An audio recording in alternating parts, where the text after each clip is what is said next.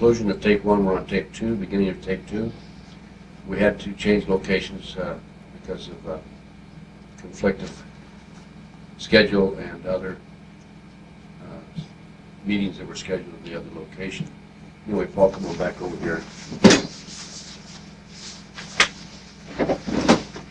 Let's continue with your list here, Paul.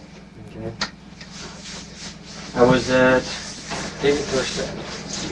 I was talking about some of the dates that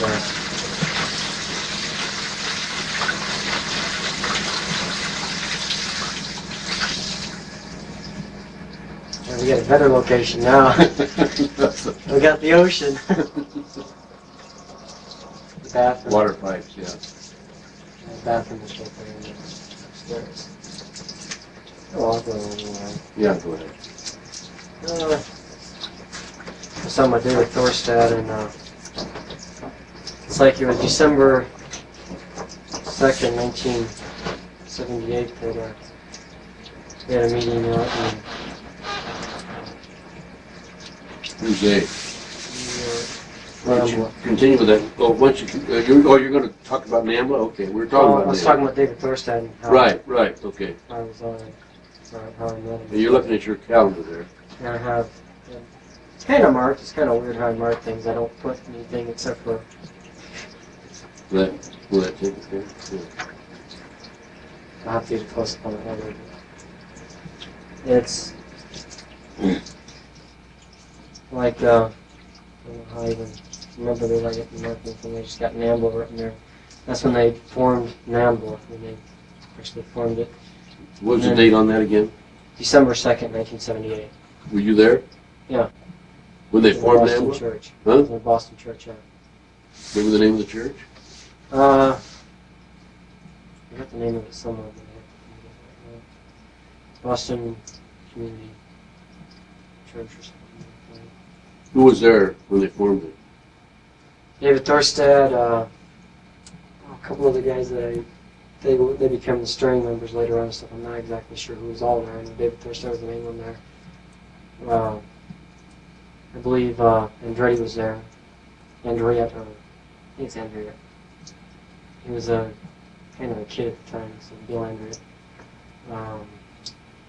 And several other guys that were there also. I'm not sure exactly. How many people were there? Probably 1 to 2 dozen.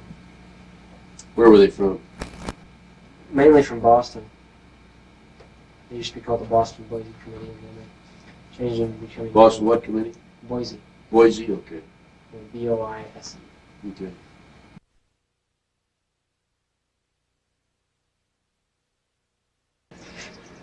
Will that take it there? Yeah. I'll have to get a close up on it later.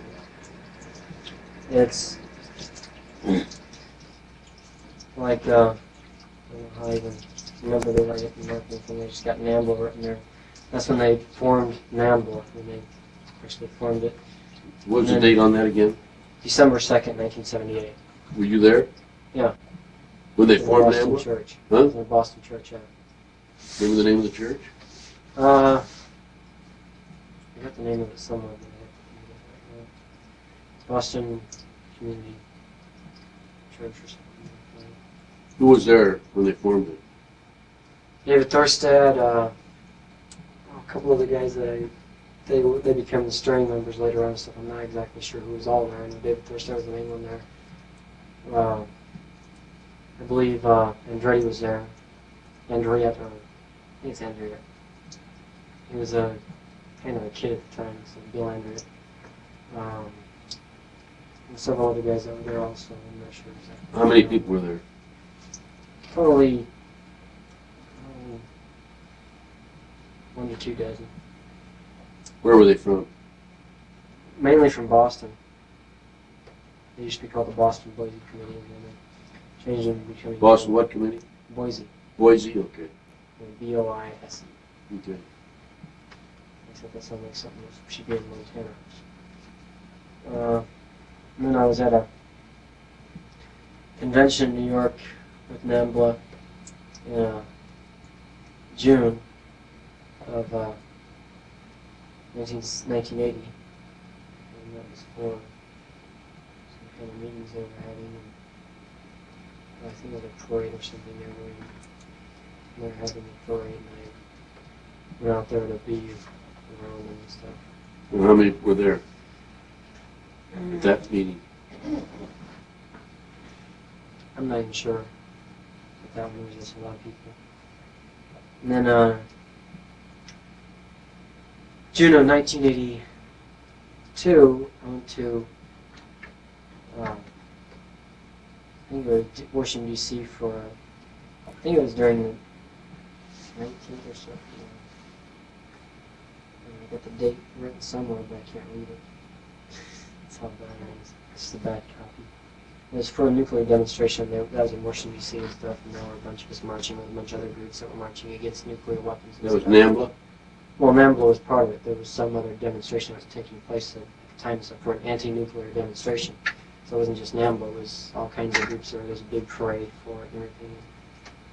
And I just happened to take part in it with NAMBLA.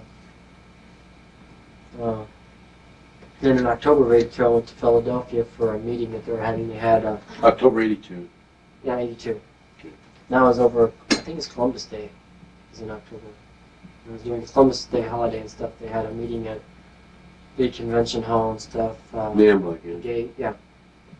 Well, they had other groups there too. They had the Philadelphia gay and lesbian groups there. They had people from what they called Fag Rag and the magazine and stuff. They had Robin from the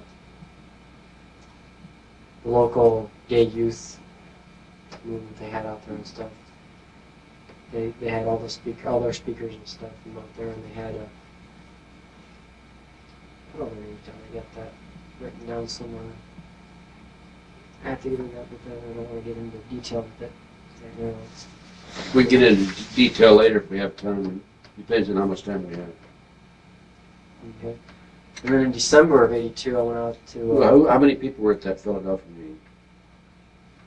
There were a lot of people at the Philadelphia meeting. They had FBI agents and everything else all around there. They had people. They had people from the press were taking pictures of them. They had all these gay people taking pictures of them. So it's kind of a big thing where they were shooting. What was the FBI doing there? We think it was the FBI. They were bugging the place and stuff. They were trying to find out what was going on with this group, what they were trying to accomplish, because it was a NAMBLA meeting. Yeah. But who all from NAMBLA was there? Oh boy, that's a big one, because there was a lot of people from NAMBLA. David Thorstad was there. Bill Andrea, the attorney that they had, which was Michael J. Lavery. I'm not sure if Hugh was there. I'm sure Wayne Sunday was present.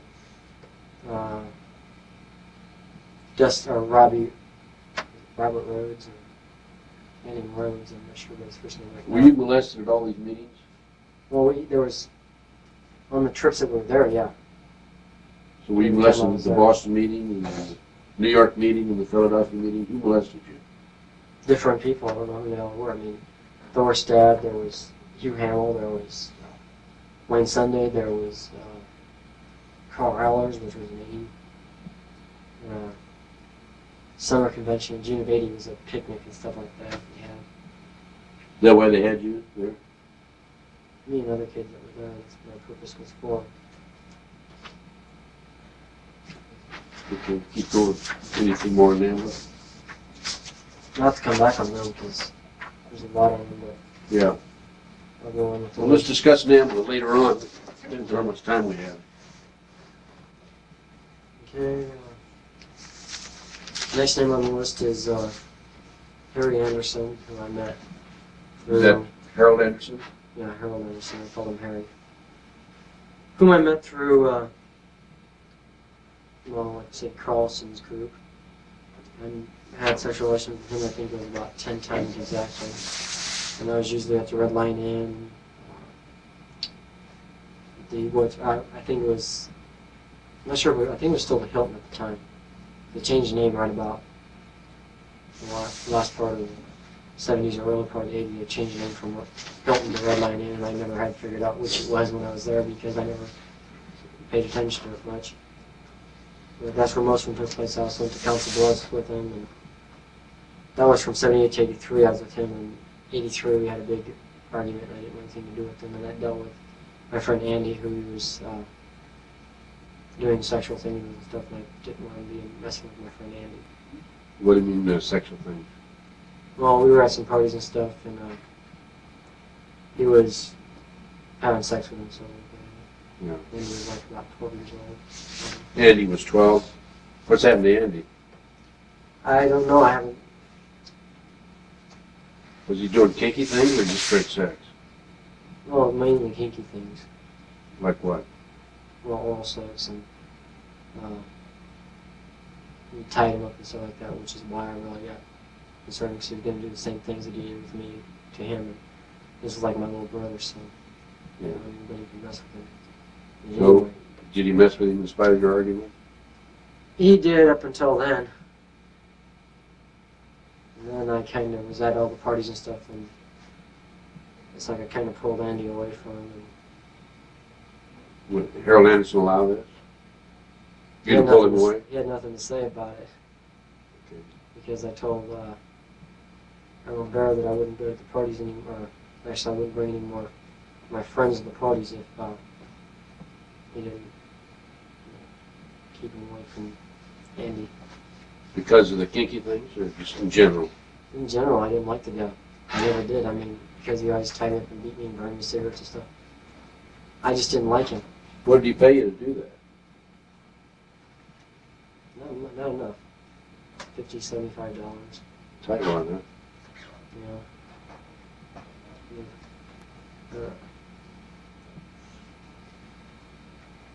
Next person on the list is Kent Bruner, and I was with him about 10 to 20 times. Kent who? Kent Bruner, or Kenny Bruner. He was involved in Carlson. B-R-U-N-E-R? Yeah, B-R-U-N-E. He was involved with Walter Carlson's group, and that's how I met him. Just through there. And that went on from 77 to 83 when I pulled away from Carlson. In 83 I pulled away from a lot of guys. I figured they didn't, I guess, well, personalizing route and stuff at the time and stuff. Went for the money after that. And then didn't go to Carlson's parties because they didn't get enough money for going to them, so they stopped them. Whereas actually, it was also because my stepdad died and a bunch of other friends died and stuff, and we just... They died? Your friends died? Well, I had one friend that, a couple of friends that committed suicide. And, my stepdad died, then my aunt died, and my great aunt died. Why did your friends commit suicide? Two of them I had no idea why they committed suicide. The other one was involved in Satanism, and he just couldn't handle it anymore. And, Do the Satanists encourage suicide? sometimes. Depends on what their purpose for you is. If they have no purpose for you, yeah, they will encourage you to give yourself for sacrifice, which I've never seen me actually do. Give himself up for sacrifice? Yeah, I've never seen him do it. Yeah. But you've seen him go involuntarily. Yeah. You told me the last time. Yeah. The next name is Joe Burke. He was also involved with Walter Carlson's group, and that was about 10, 20 times from 77 to 83. What He was town? one that I got in Omaha. And he's one that I got mainly involved with Carlson's group. He was the second one I got involved in Carlson's group, and he's the one that got me involved with Andreessen directly. And so I don't know what he did for a living. All I know is that he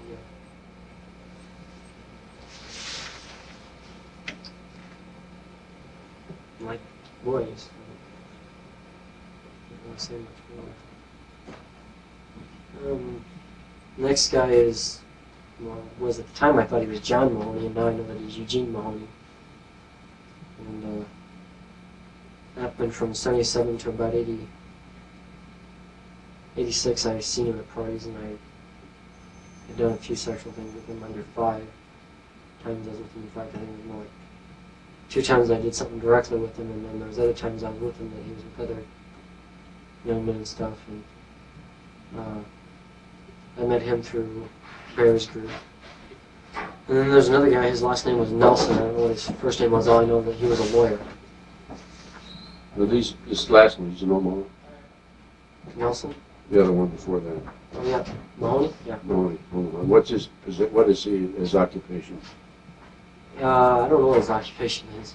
Okay. All I know is that he was a pretty powerful.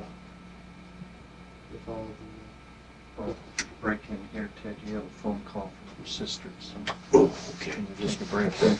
Where's he going to take it? Take it in here.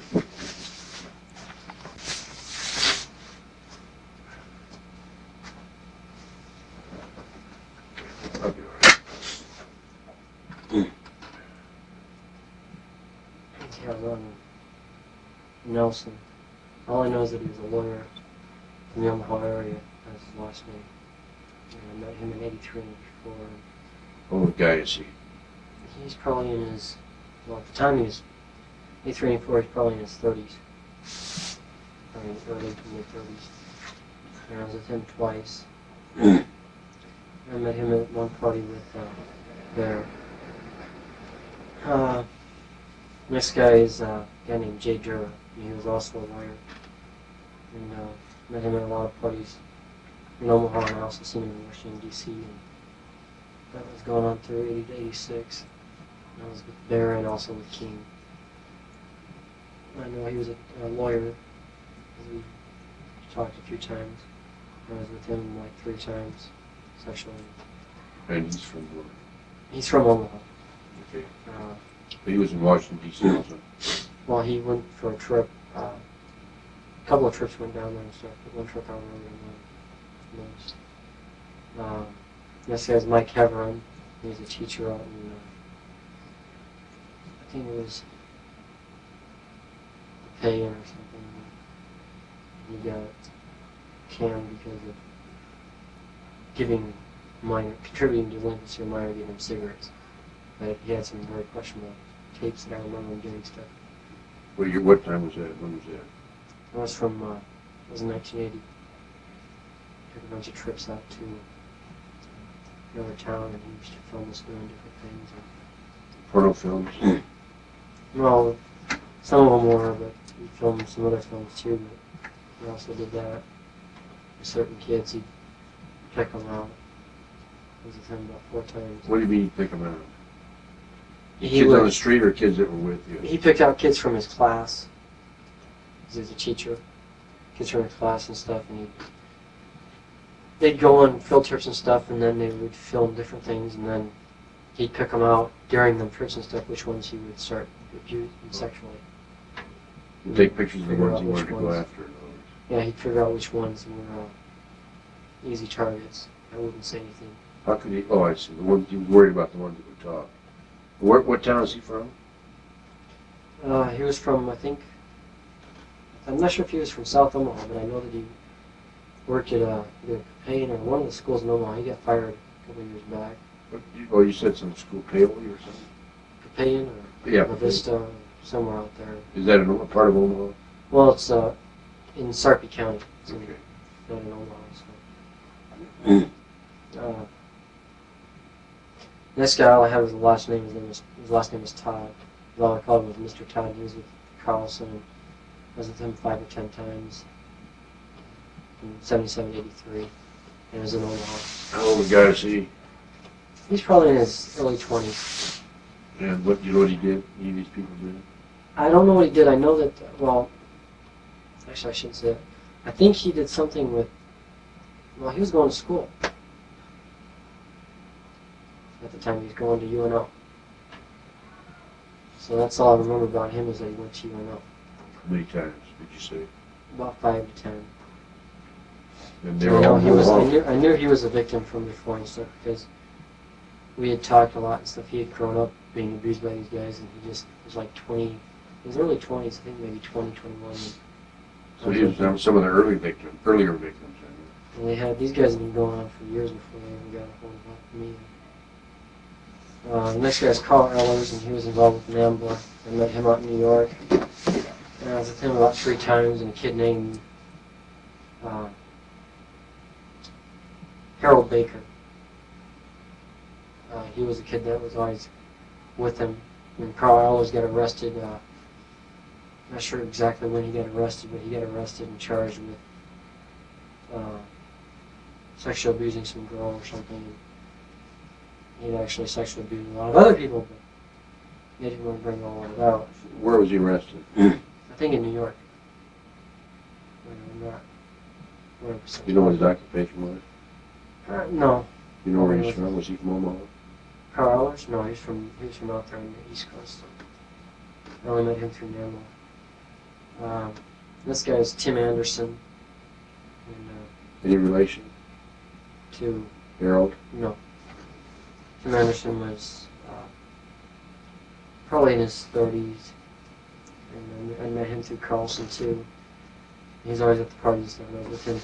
I was only with him 3 times Where was this? What city? in Omaha. His interests were in at the time. He liked younger kids How old was he? in his 30s.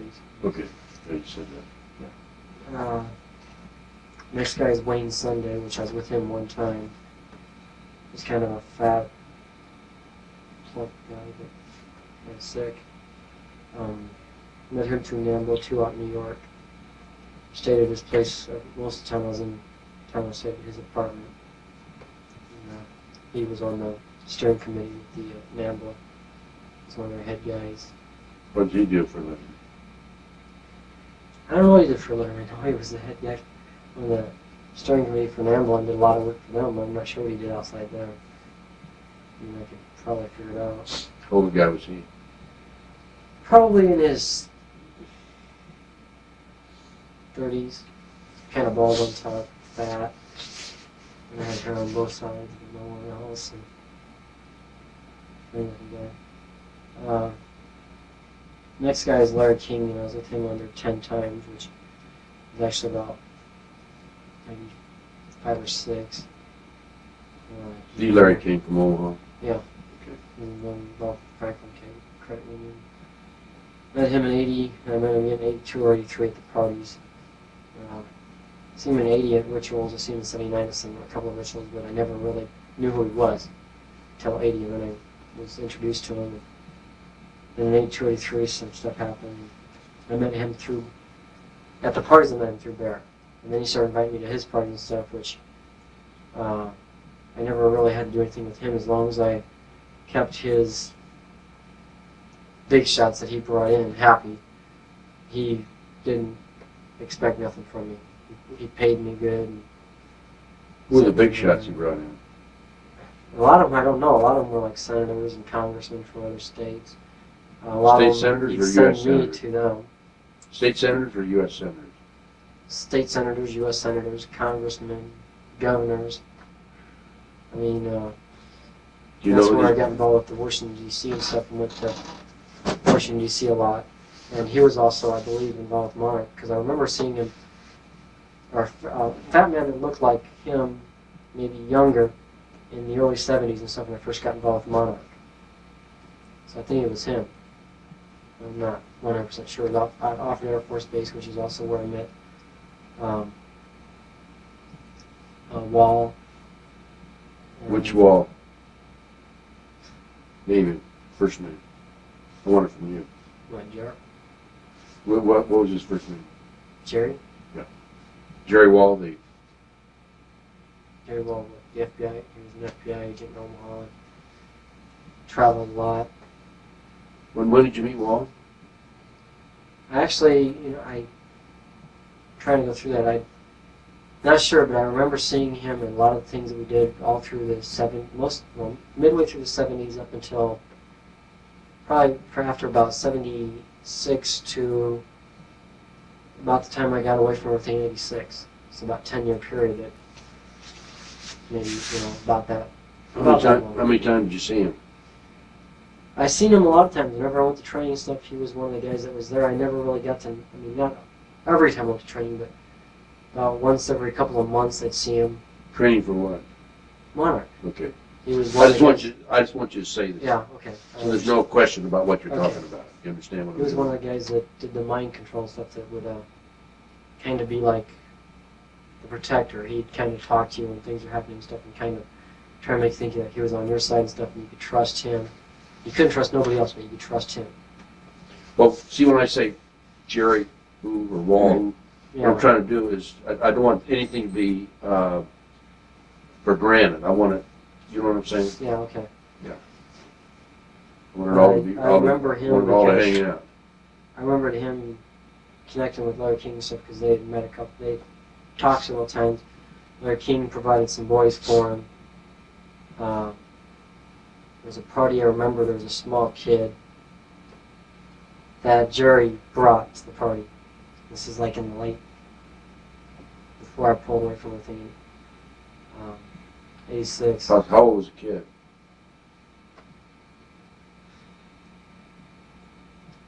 Probably about 6. Who was the kid, do you know? I believe it was his son. Because Pastor John showed me a picture of Wall one time and just asked me if I knew who the guy was. At the time I said he looked familiar, but I didn't have a name for him. And then we started talking about something one time, and he didn't have these pictures again and stuff, but he mentioned something about some guy and stuff. I said, "You show me a picture of him." And he goes, "Which one?" I said, "The one with the kid." And I knew I'd seen the kid because it was the same kid. And the Where kid did you was see in the, where did you seen the kid where? You saw a picture of the kid and then you tied it into this party? Well, see, I seen the kid at the party, but when I seen the picture of Jerry Wall and his son, but I didn't know it was Jerry Wall and his son. All I said is the guy looked familiar, but I said the kid looked real familiar. The reason the kid looked more familiar than Jerry was because at that time and stuff was I had been going through I was going through at the same time and stuff, I was going through memory of all the kids that were victimized at parties and stuff. And his face was one that was at a party and stuff. And I have a tendency to, when I see the pictures of the victims, I have a tendency to recognize them before I will the perpetrators, because in the past when I was doing the MPD and stuff even, there was blocks on the perpetrators. There was other victims, there was no blocks on them. But who was perpetrating or who was sexually abusing me or whatever they were doing to me, there was blocks that would block them out. I couldn't see what their face looked like. So it's like when I was showing pictures of them, there might have been a resemblance. Like I know I've seen that person before, but I couldn't connect it right away. With the kids, there was no blocks, so it was easy to recognize him, but I didn't exactly know what it was from. Okay, this kid was about 6 years old. What was the year on that again? That was about 86. 86. So the child now would be He'd probably be about 13 years old. 11, 12. Because I'm saying 6. It's 4 is like maybe 5, 6 years old. And that was depending on what year this is. 86. This is. I don't count 93 yet, so 4, 5, 6. I just had 6 Sweet. years. I don't add 93. 8 years later. 86, you say? 4, 5, 6. It's only been about 6.5 years. Okay, so today, how old would that kid be? Be about maybe 12, Okay. 12 years old. Okay, you said that Larry King would send you out to politicians and congressmen, senators. So how did you know they were congressmen, senators? Well, a lot of times when we were like in Washington D.C. and stuff, I figured it out after a while when they came in, and like some of them had bodyguards. They'd come in and look around. And they'd always be like, they'd always have forward guys that would go in before they would. If they made a shot, I guess the forward guy would be shot. And that was mainly with the congressmen and stuff. The governors, we went to different states and we met with, I think I was only with 2 governors. What state did you go to and when? There was one out in New York or Massachusetts. I've been trying to figure that one out because where we were at was like real close to either side. So I don't know where it was at, but I do know that I met with Senator Barney Franks, who was from Boston, or something like that. Is he U.S. Senator? I believe so. Barney Franks. Did he molest you? He had sexual relations with me. Okay. That's later Is on. it Franks? F-R-A-N-K-S? Okay, who are the governors? Can you remember? Did you recognize any of the politicians? I don't recognize too many of them. I didn't ask who they were. The only ones I really knew was Studs, a guy named Gall.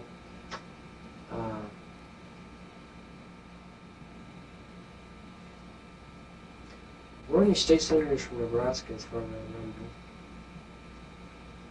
Did you recognize, aside from the fact that you had sex with some of these politicians, at some of these parties, did you recognize any prominent senators or congressmen or anybody? Even though you may not have had sex with them. A lot of the parties I went to with King had prominent people, because at Washington, D.C., whenever we were down there, you guys had parties. At the beginning of the party, you had a lot of young guys and stuff that were servers. We'd sometimes serve stuff, sometimes we'd be off in the background, we'd be walking around the party and stuff. Nothing was to take place then. After the party was over, the ones that were involved with him, or the ones that he was trying to get political favors from, that won whatever they wanted, they would stay or they'd come in after the party was over, or the next day. See, so at the party, nothing even abnormal. I mean, if somebody was in there and stuff, they'd see no abnormal activities going on, so they would, honestly be able to say that. I've been to parties, but I've never seen anything. So, but I've seen some parties down in Washington. I've seen President Bush there, which I'd rather not talk about him. Wait a minute, what year was that? Was he president That was or vice president? That's when he was still vice president. I've never met him as president because he became president in '88, and I never went around him after that. You saw him at how many of these parties? I've seen him at about 3 or 4 parties. And This at was every one of before- the parties, you had a little ID card that you had to have. And they had a little scanner thing that when you went in, they ran it across this thing to get in there and stuff. They had special agents everywhere, Secret Servicemen everywhere and stuff. And I fell off the balcony of the place. They had a little window and stuff. I was sitting on there and I fell off. Didn't get hurt. I got up. But I dropped my card, and I had Secret Servicemen with about 500 guns pointing, about 20 guns pointing at my head when I tried to go back in. Until Larry King came over and straightened it out and said he belongs in here. And that was kind of a spooky thing when you have all those guns pointing in your face and you're only about 15, 16 years old. But the reason was because the vice president was there, so they had to have all the Secret Service. But I also seen at some of them, I've seen people like Maureen Reagan, which is, I believe, President Reagan's daughter. What did Vice President Bush hang around after the party was over, or what? He was after the party a couple of times, and we were hiding in the closet, but I didn't do nothing with him. He was with a black kid, and he was with a white kid. What do you mean with a white kid and a black kid? Well, there was one... Tell me about the time when you were in the closet. Well, me and this other kid, we were... Who's the other kid? I can't even remember right now. He was from the Washington, D.C. area. So he wasn't from around here, but we were just sitting in the closet talking, just kind of trying to mind our own business, because we were staying away from the rest of the party. We were in a back room in a bedroom. Was this after the formal party was over? Well, it was kind of during the formal party, but it was after a lot of people had already started leaving and stuff, and we remember that a couple of Secret Servicemen came in. One went to the window and looked around outside the window and stuff. The other one came in, looked in the closet, and he thought he'd seen us. Was it He had a dark? flashlight. The lights were off. He didn't even bother turning the lights. Come in with a flashlight. Looked in the closet. I guess he didn't really look around it because me and him were sitting on the floor right below him. It kind of looked like this. He didn't even look down. Kind of looked like that and stuff. Turned around and walked out of the room and stuff, and then we seen this other guy come in and stuff, and I didn't recognize him at first. Was the closet door open or closed? It was partially open. Okay. So we could see out there and stuff. And, it's like the 2 people I knew as Webb. There's 2 kids that I knew as Webb and stuff. One of them was from Washington area. He was a white kid, and the other one was a black kid. I seen it 2 different times. 2 different Webb. One is a white, one is a black kid. Yeah. Okay. One was from Omaha or somewhere out here. Was the white kid or the black kid from Omaha? The black kid. Okay. He's one that was from this area. And I seen at the time Vice President Bush go in, and all he did was the kids performed oral sex on him. That was it. Kids what? Performed oral sex on him, and The kid performed oral. Which, the black kid or the white kid? both of them. Well, first I seen him at 2 different times. First with the white kid, then with When the you black were in the closet? Yeah, we were in Was the that closet both times. Oh, were you? That was our normal hideout. Me, him, and other kids and stuff. That's where we hid out at. We go on the plaza and stuff when we want to get away from the party. So you were in that closet twice when Vice President Bush came in? I was in the closet more than twice, isn't it? I mean, when Vice President Bush came in, two separate parties, once with a white kid and once with a black kid? Is that right? So you saw him twice? Yeah. And the kid had to perform oral sex on it? And what happened after they finished? He just got up and left, and after the white kid knew that we were in there. The black kid didn't have any idea that anybody was else in the room and stuff.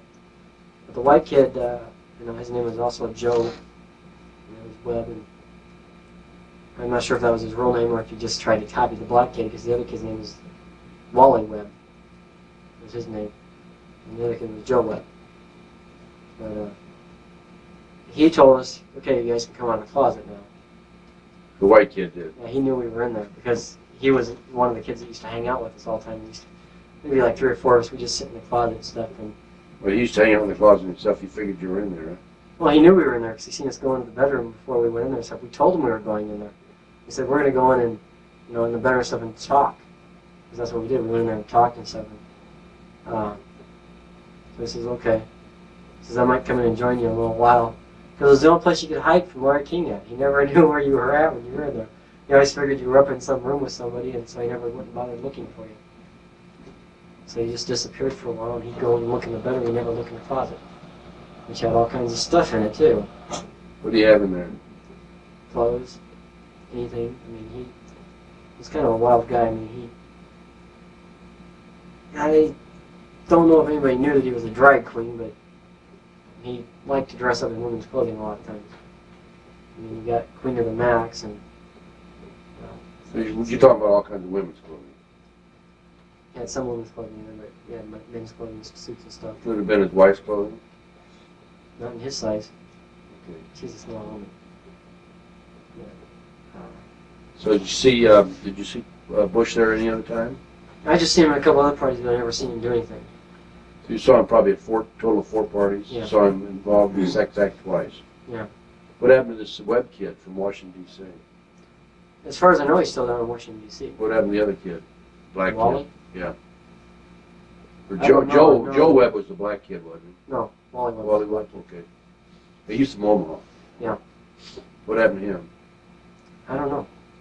The only thing I know about him and stuff is what I've been kind of picking up here and there from what's been written about it in the book and stuff, even though his name's been misprinted or even though they use a different name for him, they don't use his name Wally in the book. What other politicians did you visit? Let's say you went to 2 governors. One was either New York or Massachusetts. And what year was that? That was in the early 80s. I'm not sure exactly what year.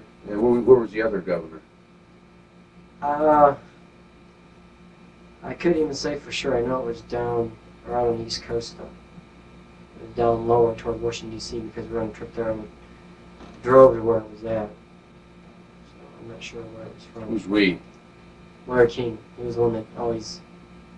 He accompanied me, or he'd have one of his personal boys. Well, personal men. Because they had Bodies by God, and they had all that kind of stuff down there. Did you ever see Bush in Omaha? No, I've never seen him in Omaha. I've never been there. But I knew a guy that gave us a trip to the White House one night, and that was a guy named Jerry Spence. He gave you a trip to the White House? Yeah, it took me and a bunch of other boys for a tour through the White House. And when was that? Well, it actually happened about 6 or 7 times. Did somebody have Through the sex? upper rooms where supposedly nobody goes. Did somebody have sex with you there? No, but we went and had sex afterwards. And I don't know who they were. I mean, they were... Where did you go for sex afterwards? To a hotel. It was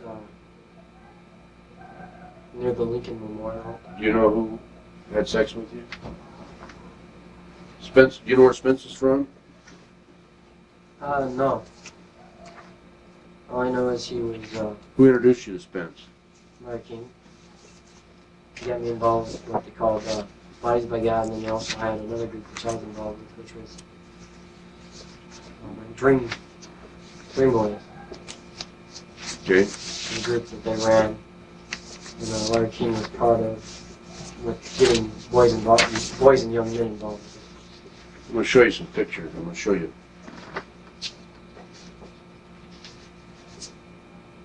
4 pictures. You want to tell me if you've ever seen these men before? You put them up for the camera first. That's one. I'm going to show them to you all at the same time. There's another one. Another one. I'm going to block off the name, by the way, when I show it to you. Here's another one. Okay, let me block off this one name. It's matter of fact, it's autographed. So, let me block it off. You take a look at these, see if you've ever seen these people.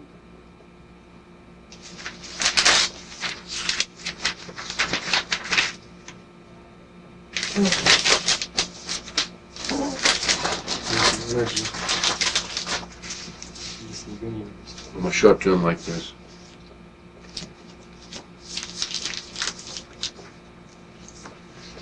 Okay, here's 4 pictures. Spread them out right there. There.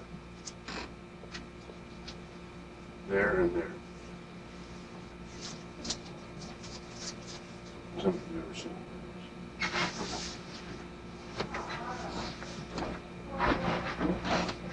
This one's a better picture of it.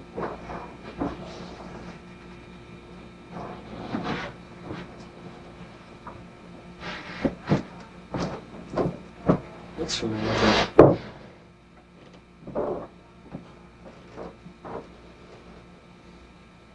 Again, there's that Clarence Thomas. Have you ever seen Clarence Thomas? Just on TV. Okay, that takes care of that one. What about That this is Clarence Thomas. It Okay. is Clarence Thomas, yeah. Okay. How about that?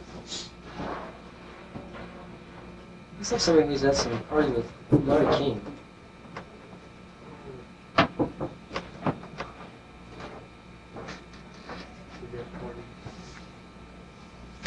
don't know which one it was. Let's see if you introduce her to him at all. Well, no, I didn't introduce her, but there's a name tag on. Focus in. That's one thing I have like a video camera in my head. Okay, focus in on that.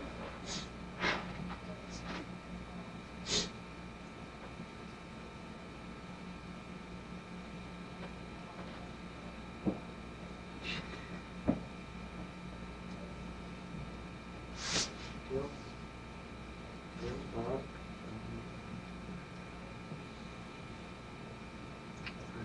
What's that there? It's either Bill or Bob. Remember his last name?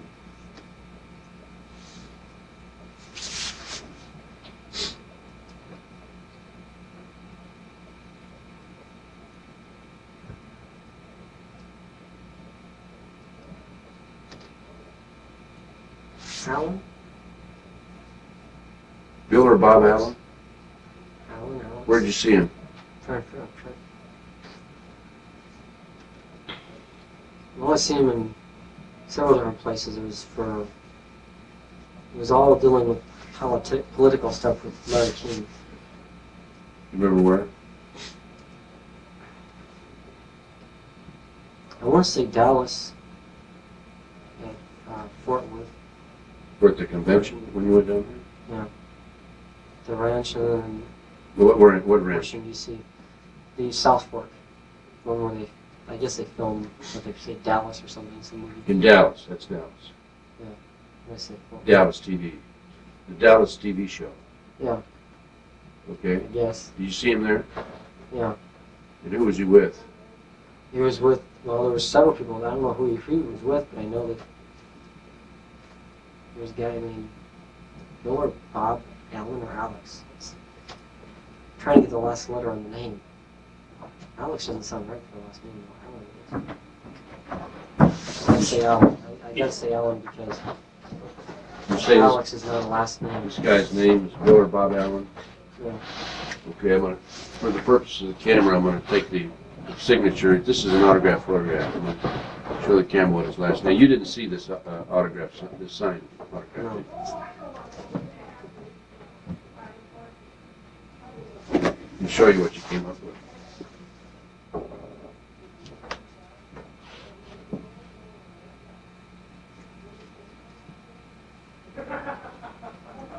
And that, for the record, that's Bill Allen. He was a Republican candidate for the U.S. Senate, and in the past was a write-in candidate in 1990. Bill Allen. You identified him. Huh? You what? This guy looks real familiar. It's like the governor of California. You ever see the governor of California? Just on TV, but You never saw him at any of these parties. Okay. that ain't the governor. It is the governor. Boy, you can sure tell I don't try and make up nothing about somebody. If I don't know from any parties, I won't say nothing. That's right. That's good. Okay, keep going with your list. Now, what I'd like to do is maybe the next day or so we can go to the library and look at all the U.S. congressmen and senators. Yeah. They must have a picture of There's him. Jerry Studs, and then there's a... Studs is where? I don't know where he's from. I think it's Jerry Studs, I'm not sure. There's a lot of Jerrys in there. Going back to Allen, did he ever perform any sex acts on you? Alan... Bill Allen, the congressional senatorial candidate.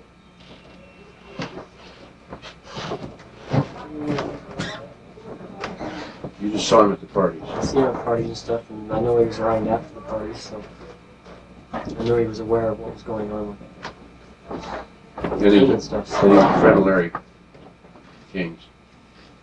Okay. Okay, keep going with the list. Anything more on Larry King you want to mention?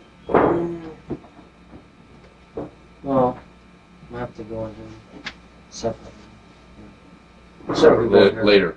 Several people in here and stuff, if I try to go on them, so I can take hours Okay, to well, do. the ones we need to go on separate, you let me know.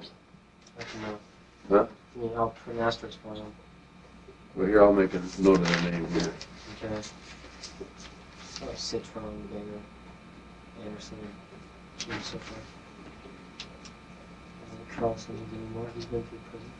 In Anderson, Bear, Anderson, Bear, Citron, King. King, who else? Well, we'll go through the ones from Nambla. And Nambla? Okay. Okay, keep going, then we'll come back to those. You have to do a little separate chapter on each one of those. Next one's Hugh Hamill, and he was from, I don't know exactly where he's from, but I know he was from New York, and I met him on Trickland in Times Square. But he was involved with NAMBLA. And I was in about 82. And I was with him about 2 times. And I don't know what he did because I know he'd been in prison, and I know he went back to prison, and I don't know what else happened. That all happened over a kid named Charles Dyson, which I can explain a lot about that. What's that now? Over what? A kid named Charles Dyson, who disappeared out from his home in New Jersey in '82, end of November, first part of December. But he ended up going back. He ended up getting back home and stuff. And I was around him while he was abducted. I was out there for a week with him and stuff. And When they abducted him? well, no, not when they abducted him, but it was after he'd already been abducted and stuff, and I didn't know it. But I was at this place where he was at. They arrested a bunch of guys. Supposedly, they knew where he was at, or that they had something to do with it, which they didn't. People that got arrested didn't have anything to do with it. The guy, John David Bomarito, got away. He was the one that actually did it. Police caught him and stuff. He was wanted in another state. They let him go. He was wanted in Texas, I guess, because this is I got a list from David Thorstad on him, and also from himself. from John Bonacci, and he said that he had a deal worked out with the FBI in some town. He was working with them to try and get NAMBLA, some NAMBLA people in trouble and stuff, and try and put a bad name on them and stuff. He's working with some dirty FBI agents, which doesn't surprise me anymore. What town? Well, out in on the East Coast, I'm not sure exactly what town. All I know is that the ones he was working with were good enough to get the charges dropped in Texas against him for sexually molesting some boys. He had just gotten out of prison in Buena Vista, Colorado for the same thing. Okay, spell his name for us. Bonacci? B-A-M-M-R... Is it on here? It is. It should be. B-M-A-M-M-A-R-I-T-O. First name? Barons. Yeah, he went by several aliases. Barons. And Barons for last name? John David or David John Bonacci. Okay. I think it was Bonacci. And you don't know, remember what town, where the FBI agents were, or what they were going to do? No, all I know is that he got away with basically kidnapping Charles Dyson, and the other guy that was with him got in trouble for it, and that was, I don't know, I think it was Hugh Hamill. Hugh Hamill didn't have anything really to do with it. Okay. I got all that written down. Did this kid come back then? Charles Dyson, he went back home when I was in 82 and stuff. And I think he got back home either at the end of 82 or the beginning of 83. He went back home. They got him on a bus ticket. And Was he found by the back police, home. or did he turn himself in, or what? well, he came back home on his own. He came back on a bus and stuff, and the police made it look like. I mean, I know the kid and stuff. He, the entire time he was with them and stuff. I don't know if they ever molested him or not when he was with them. I know that he went skiing and stuff because I was with him part of the time, and basically we went out and did, had a lot of fun and stuff. And I don't know if he ever got molested or not. I think he did. I don't think Was he actually kidnapped, or did he go voluntarily? He kind of went voluntarily, but he was under the age, so it's considered kidnapping. And how long was he gone? About a month, I think. And Bonacci happened the whole time? Bonacci and some other guy that was with him. I'm trying to remember what the guy's name was. And you saw him? You were with him that time? I was with him for a couple of days when I was out there and stuff. Where? Out in Connecticut. It was at the Wareham. They had a Wareham cottage where they were at. Wareham, Massachusetts, I think it was. Where we were in Mass, yeah. That's what it was in Wareham, Massachusetts, where they were at. That's where they busted, I believe, either Dave, I think it was Hugh Hamill, and they also arrested Harold Baker, who at the time I think was 17. They charged him as being, they had this big thing and stuff, making him look like he was a sexual pervert, doing stuff with minors and stuff. He was only like 17 years old when this was going on. Police were doing it to him. Police were doing what to him? Charging him with kidnapping or something like that, and he didn't have anything to do with it. I mean, they charged these guys with all phony charges. What I know police? that the Massachusetts police and the New Jersey police. And I know that they were false charges because I was out there, and Hamill and this other guy Baker had nothing to do with this kid's abduction. These guys brought this kid there and stuff, and they didn't even know that he was abducted for a while. And they found out, they told them they had to go on. They couldn't stay. These guys couldn't stay there. And so it's like they made this kid Baker, who was like 17 years old, look like he was a pedophile or something, because he was messing around kids that were about 16 and stuff, which were basically his own age. Where are these guys from? These two guys? Hamilton. They're from the Boston, New York areas. With NAMBLA, Boston and New York City are not separated. Were these two NAMBLA guys? Baker was. I know he's been involved full force with it. And Hamill, I don't think he ever really got involved with NAMBLA completely. I know he wrote a lot of letters to him, so I read a couple of them when he was going to jail stuff. NAMBLA did a lot of legal work for him. They had their attorneys working with him, and working for him, trying to get him out. What was he in jail for? On this charge? On this charge, which was Trumped up. It was trumped up by the police and stuff because they were on a witch hunt and after him, even though he hadn't done anything with that. He'd done stuff with other kids and stuff, but he hadn't done anything with the one they were charging him with. So they're making up for it, I guess. Next guy is a guy named Tank. Any gay bar in Omaha, they'd know exactly who he is. Although the Omaha police thought he was a fictitious person, probably, and made up in our imaginations, and yet he actually exists and fits the description that we described him as. And Tank is who? He's a guy that he hangs out in the old market area. He's kind of an old troll. Just hangs out and looks for kids or young guys. And Is he white or black? white, kind of big build, kind of like a motorcycle fat guy. Lived up in Harney Street at the time, which was where I lived out when I first met him.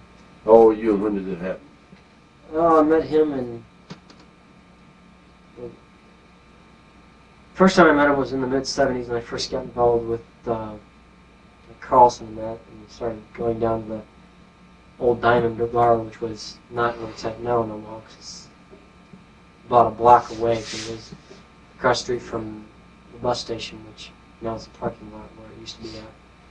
So we tore the building down, moved into what used to be the Mosey's Inn, which my aunt used to work at. She was a bouncer and a bartender. Used to throw guys out there. And Mosey used to be the he was a chief of police in Omaha. And he's a really nice guy because I met him several times. And after he died, they closed up the bar, and Diamond Bar took over, which is a gay bar, and they took over, or bought it out.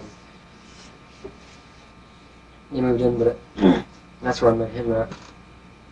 And I was with him under about 10 times, and he was at parties. I met him on the run, and then I met him at parties with Baron and stuff. He was partying with them all the time. And the next guy is Fat Freddy, which his real name is Fred Mertzstark.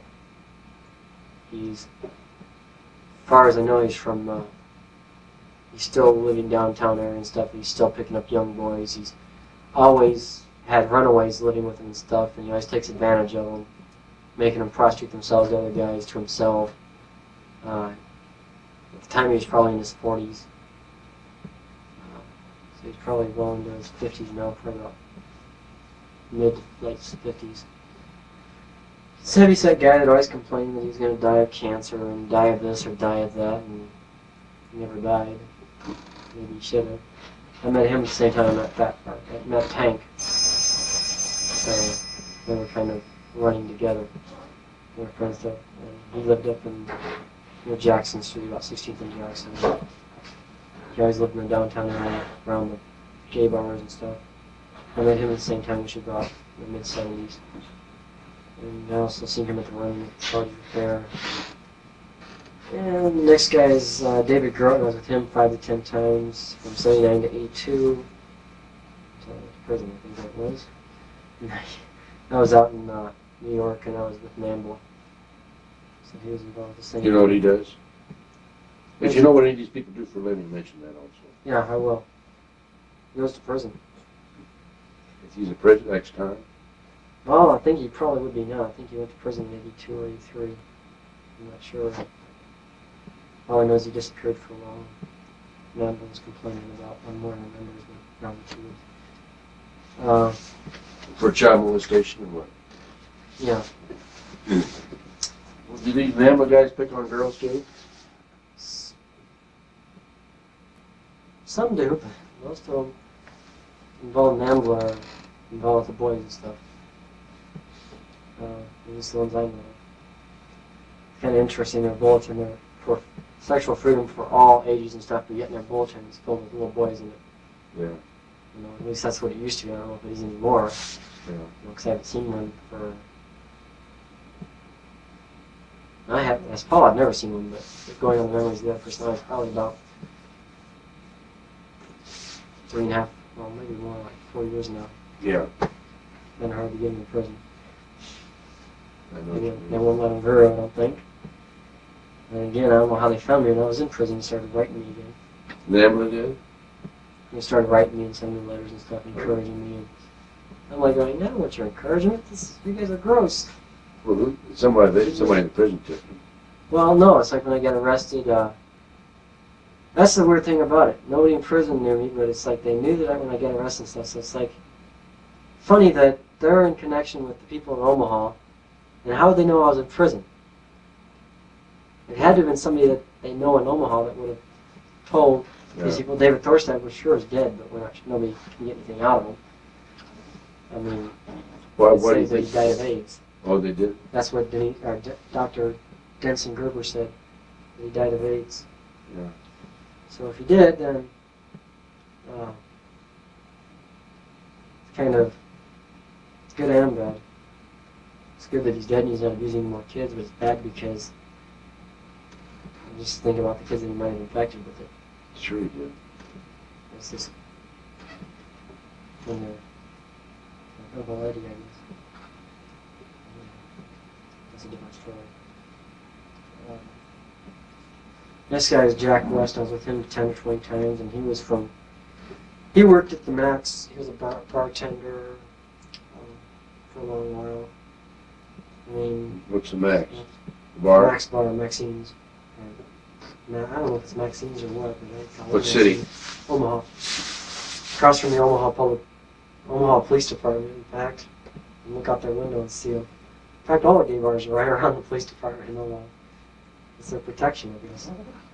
But Jack West was a bartender there. He was also close friends with Alan Bear. He supplied boys for parties and stuff because young guys would come in that were underage and stuff, 16, 17 years old. He'd supply them with alcohol and stuff for sexual favors and stuff. He was just involved with Baron King quite heavily. So no, and then the next guy was a guy named Tom Harvey. He used to be, I don't know what he did at the bank or at the credit union, but he worked with Larry King. He was at a couple of parties, and I had sexual relations with him twice. He lived with, after he was like probably in his 30s, he lived with his mother. Was he white or black guy? White guy. Chunky. He lived with his mommy. Even in his 30s, and I thought that was kind of strange, but so was the guy. The next guy is a guy named Donald Sitzman, and he was a lawyer in the Omaha area. I met him on the run. And I also seen him at some other gatherings, but I'm not sure What exactly. do you mean on the run? The run in Omaha, it's, Oh, that's the name of the place? well, the run is, it's the name of a gay bar, but it's also an area that runs from 16th or down Leavenworth, across 16th Street, from about 16th to 18th and Leavenworth, over to Jackson Street, and it goes up and goes right around the Omaha Correctional Center, and it's where it's kind of like Santa Monica Boulevard is out in Beverly Hills. It's kind of that type of an area. It's where all the gay prostitutes hang out at. Like in Omaha, they got 17th and Farms, where all the female prostitutes hang out. The gays just got a whole block. They don't just take one little corner. They take a whole block right around the correctional center. And I guess it's just closer when they get arrested for something. That's where I go. They hang out there, and we used to make jokes about you after you escape from this place, just make sure it's a Friday or Saturday night, and just take off your jumpsuit and run down the street with your underwear. Some guy will pick you up in 5 seconds. If you're a woman, you're going to have a little bit of trouble getting picked up. But now Sitzman, he picked me up. I was with him one time. The only reason I remembered his name and stuff is because I stole his wallet. Sitzman? Sitzman. Sitzman. I stole his wallet. And I seen him on TV one time. He was talking, and this was like back in early part of the 80s and stuff. And I've seen that guy. So I know, and I thought, the person I was out and stuff thought, I know where I've seen this guy too. And I don't want to tell anybody I know this guy, but What is Sitzman? he was a lawyer. He was. Well, he was whose lawyer? I don't think he was anybody's lawyer, but I know he was a big shot lawyer and stuff. He was working out of UNO or something like that. He was an legal advisor or something. He worked with, on some cases he worked, kind of funny, he worked on sexual abuse cases and stuff, prosecuting and stuff with the state for certain cases that were involved with, I think it was Sitzman or something like that. That was involved with some cases involving some people that might have had information with the Franklin case, which the guy who didn't have any information about Franklin because he was an idiot who was getting all his information from everybody else. Did you put some names on the bottom there that you missed? Down here? Yeah, but it was just a last name, and his name was, come on, you know that. So I went with, I got a better copy somewhere. Maybe in this file. Maybe not in this file.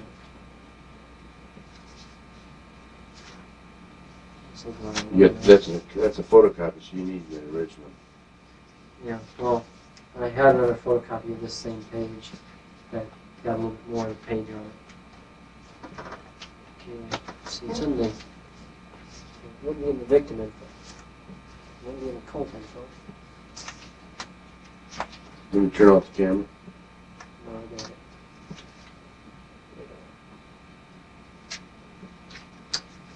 No.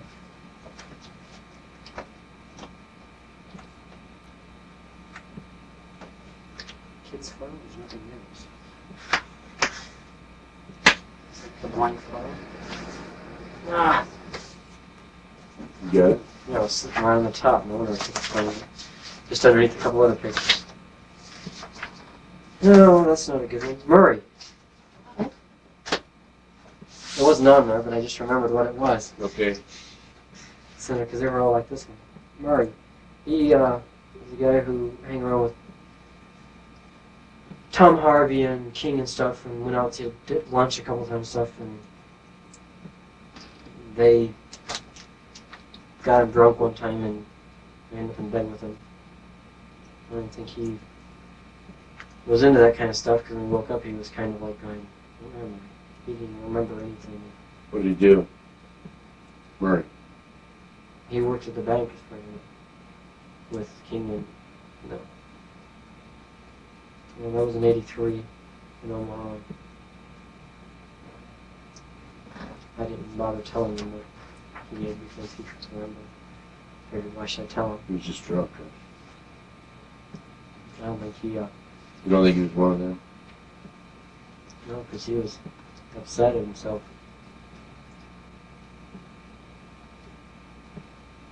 And nothing ever happened since then, and I didn't see him around the bank for very much longer after that either. So He quit? I don't know. He just never came around. Well, did you hang around the bank? You told him the savings and loan there? The credit union? Yeah. Well, I didn't really hang around there, but I was there several times. I met several people and stuff. I went in there one time with a fake mustache on. Nobody recognized me, and I had sunglasses and a fake mustache. I was about 5 feet tall.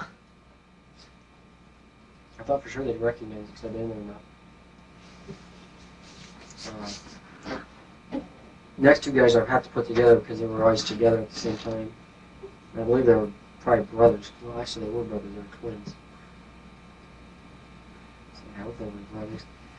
Tim and Mark Daniels. They were from Sioux City, Iowa, and they were involved with Larry King. And they were in their early 20s, and they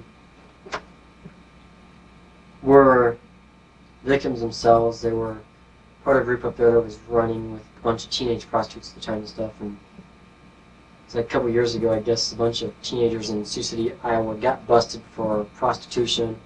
The cops came out and said that the kids were running it themselves, which they weren't. But, of course, that's the cover-up for Larry King, because he was the one running them. You talking about female prostitutes or male prostitutes? Male prostitutes and female prostitutes. But they said that the kids themselves were running the show, because one of the kids had files in his house or something. I don't know what the reason was, but I know the kid that had the file. You know, I knew one of the kids kept files and everything. So that's probably why they said that the kids ran it themselves, even though Larry King was the one that ran it. Him and one of his black buddies that was up there.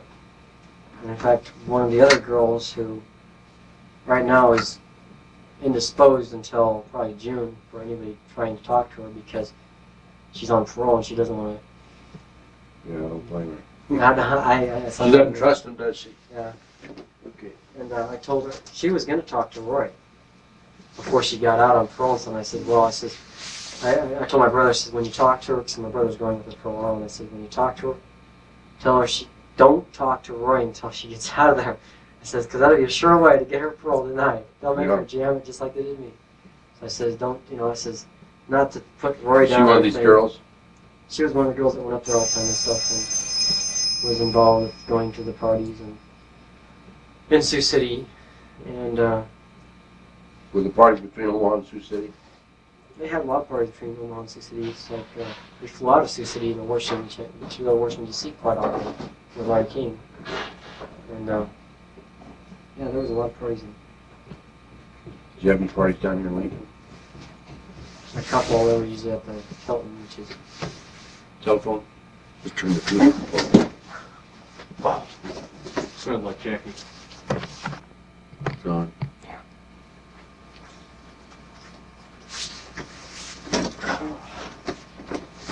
Okay, next. We're back. Yeah, we were talking about anything in Lincoln went on. I just started talking about the Lincoln Hilton with Ellen and stuff. So, Oh yeah, right. I asked you if anything in Lincoln. so some things did happen in Lincoln, but not on a regular basis, and it wasn't very often. Where did it take place? Usually at the Lincoln Hilton. And who would be involved? Usually the stuff with Alan Barron, he'd pick up young guys from what was called the Boardwalk at the time with after hours and stuff. That here in Lincoln? Yeah, it was here in Lincoln. I don't know if it's still was a gay bar and stuff, and there were like kids that would go in there like 14 and stuff, and they'd never even card them because they... Never even what? Card them. Oh. I mean, because they had a thing where if you drank, you had to have a stamp on your hand. If you didn't drink, then... They wouldn't even bother to card them? Well, if you had a stamp on your hand, it meant that you were old enough to drink. If you didn't have the stamp, then they wouldn't give you a drink. Yeah. They'd give you a drink before they were out.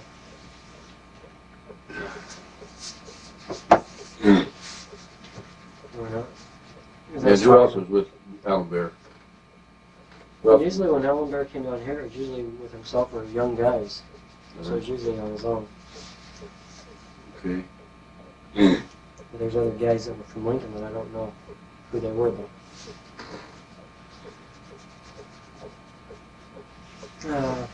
The next guy is also from Sioux City, Iowa, and I was with him 3 times. I was with both Tim and Mark Daniels, who we were talking about twice. And that was in 1982. And Jeremy. How many, what's his occupation, age, and all that? Jeremy? Yeah, the next guy from Sioux City. He was in probably his late 20s. He was a teacher in Sioux City, Iowa. And he was involved with Larry King in 1984 and was with him 3 times. And I was dealing with the parties and stuff like that in Sioux City. Next guy I was with 5 or 10 times. He was a guy named Charles Rogers, who found out supposedly committed suicide or something. Sent him to cancer milk and stuff. What about his age and occupation or?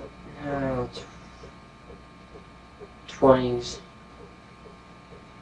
I don't know what he did.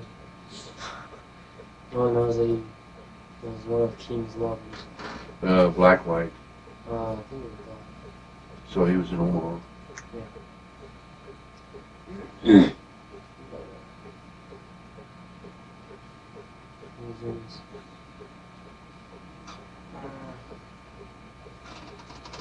20s. So that's maybe 285. Next guy I was with 3 times. All I know is his first name was Mike, and he was a lifeguard, and he was from Sioux City, Iowa. And that was in 84, at the same parties I met the teacher.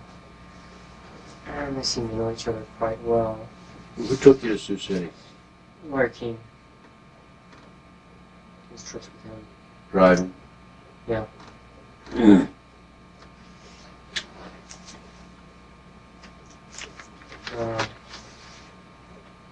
Next guy is Keith Jacobson. He was from somewhere out in somewhere in Nebraska. I know he was kind of like lived on a farm in a small town and stuff. And recently they had him in the paper and stuff. He got arrested for supposedly buying some child pornography, and they came up and said that he was framed and stuff. And he got all of his charges dropped and stuff. And I know the guy was a pedophile and like little kids and stuff. And he just said, "Well, I didn't even look at it. I didn't even have a chance to know what it was even about and stuff yet." He filled out a survey saying that he was interested in young adolescents having, involved in sexual activity and stuff. And Where did you fill his survey out? it was a post office sting. It was a sting operation by the government. Oh, I see. Then he got the material and they arrested him and they dropped the charges? He ended up dropping the charges because they said it was a setup. He was set up, and the government was creating crime by having this thing where you could buy the stuff from them, and then they get you in the gun. Why would they bother doing it and then drop the charges? Well, no, they didn't bother doing all of it. They tried to charge him and stuff, but he had some big shot lawyers and stuff, partially involved with NAMBLA, partially involved with the gay movement all across the country and stuff, because he admitted he was gay. And Where'd that take place? right here in Nebraska. Lincoln or Omaha? More toward the Lincoln area, I think, than Omaha. It was some smaller town. I'm not sure exactly where it was at, though. It was in us. Jacobson. He was, How old was he? probably in his 30s at the time.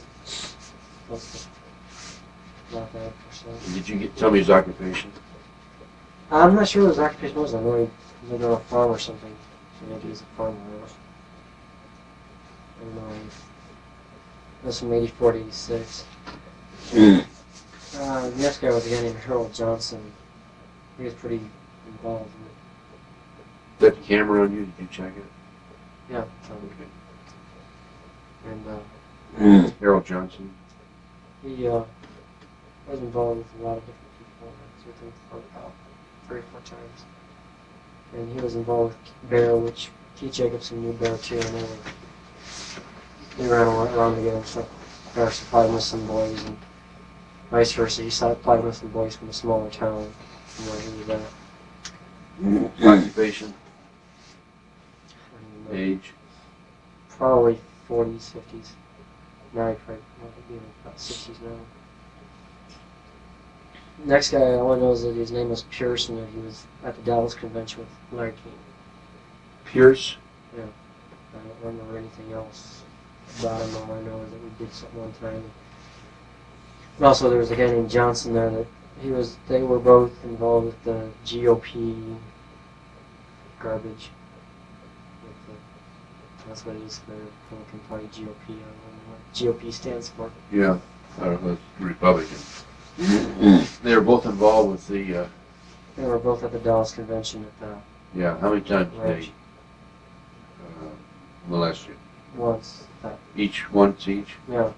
They were in the same room at the same time. There's a couple of kids there. And stuff.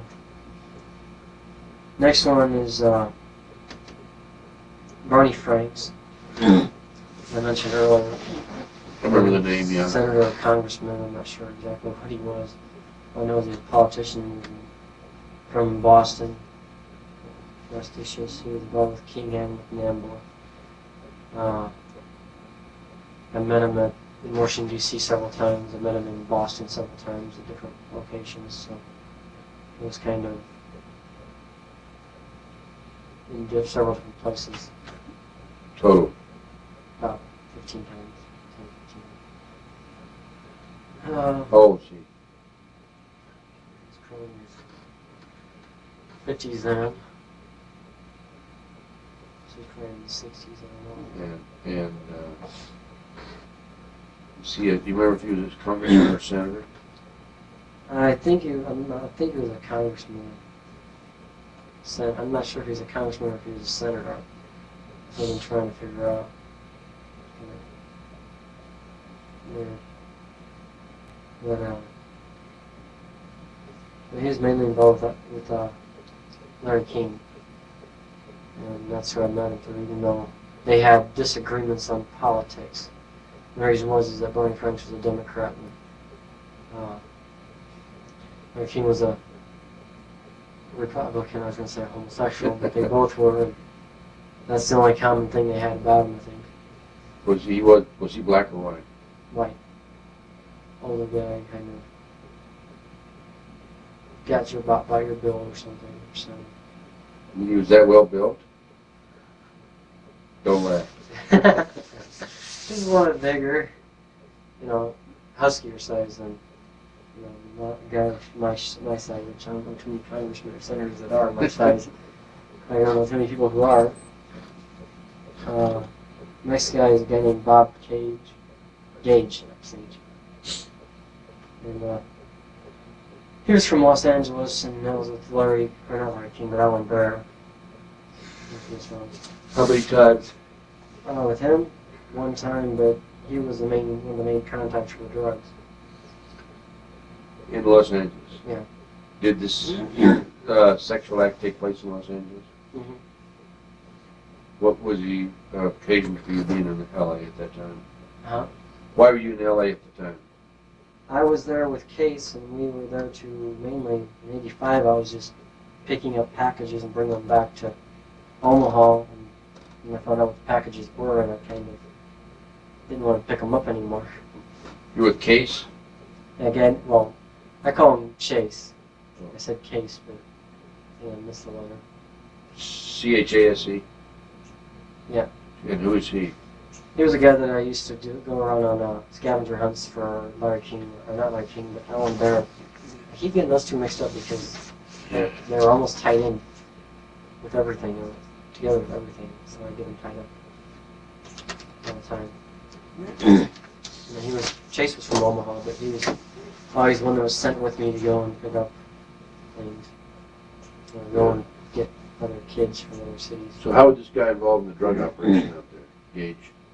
Gage, You know his I'm not full sure name? if he was a customs agent or what, but I know that he was close friend. I know that every time I went there and stuff, he was always involved in the airport and stuff. Sometimes he had a uniform on, which was a security, like a customs kind of lawyers and stuff.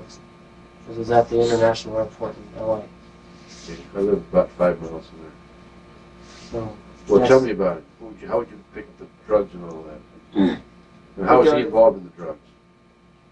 How was he? I don't know how he was involved, but I know that he knew that they were the drugs because a lot of times when he'd bring the stuff to the hotel and stuff, he'd be talking to Chase, and they'd open it up, and Chase would check and make sure that everything was there.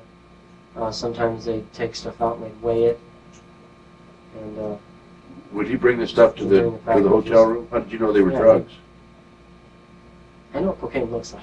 Okay. Did you taste it or anything? No, I was in the bathroom usually, kind of usually peeking around. And Did somebody say that that's what it was? well, when they're talking about it, you can kind of get the picture of what it is when they're talking about cocaine, because they're talking about, it's the best nose candy you can get. Best nose what? Candy. No, best nose candy you can buy. Which, that's cocaine. Well, I don't know. I never snorted cocaine. I never did cocaine. I never wanted to. Well, did this guy come to the hotel in his uniform? He came to the hotel. No, I never came to the hotel in his uniform. We picked up stuff from the airport. We go to the airport.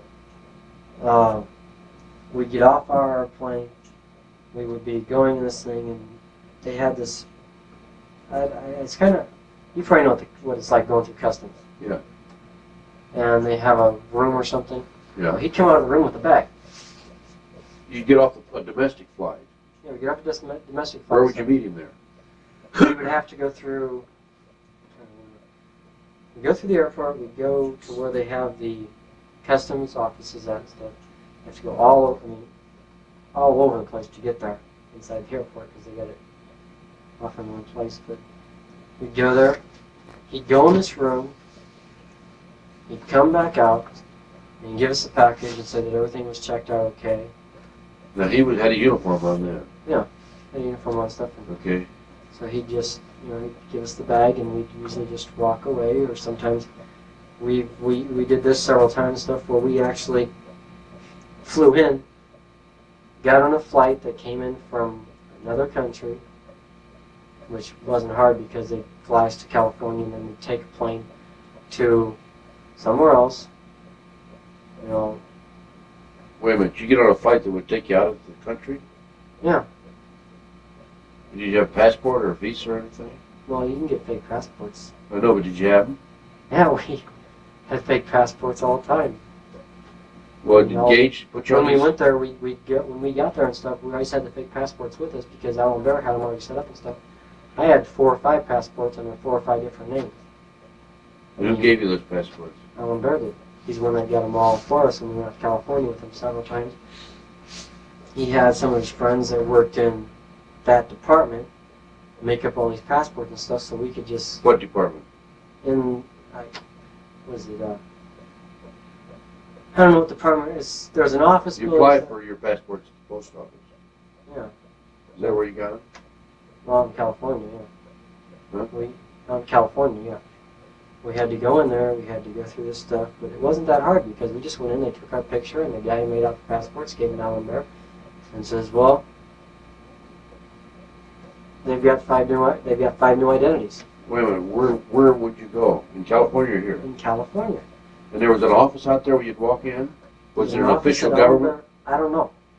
I don't know what it was. All I know is we went in, that guy took our pictures. I don't remember what the building was, what they were doing in there. I don't think it was a post office because it didn't look like one. What an official government building. No, but the guy had all the right equipment to make out real fake passports. Well, was there any money exchanged? I believe so, but I never seen it. I mean, I'm sure there was. So you'd have 5 passports for each one of you then? Yeah, well, he had a bunch of passports, and there was like 5 of us kids, and he took us, and we go in there and stuff, and it's like, I remember some of the passports, names and stuff, and it's like, probably wouldn't do no good because they probably wouldn't be on record anymore. I mean, if this guy made them up, then You remember some of the names? Michael Kelly. Were you? Yeah. John Ryan. Theodore Baer. Should give me one of Alan Bear's last names.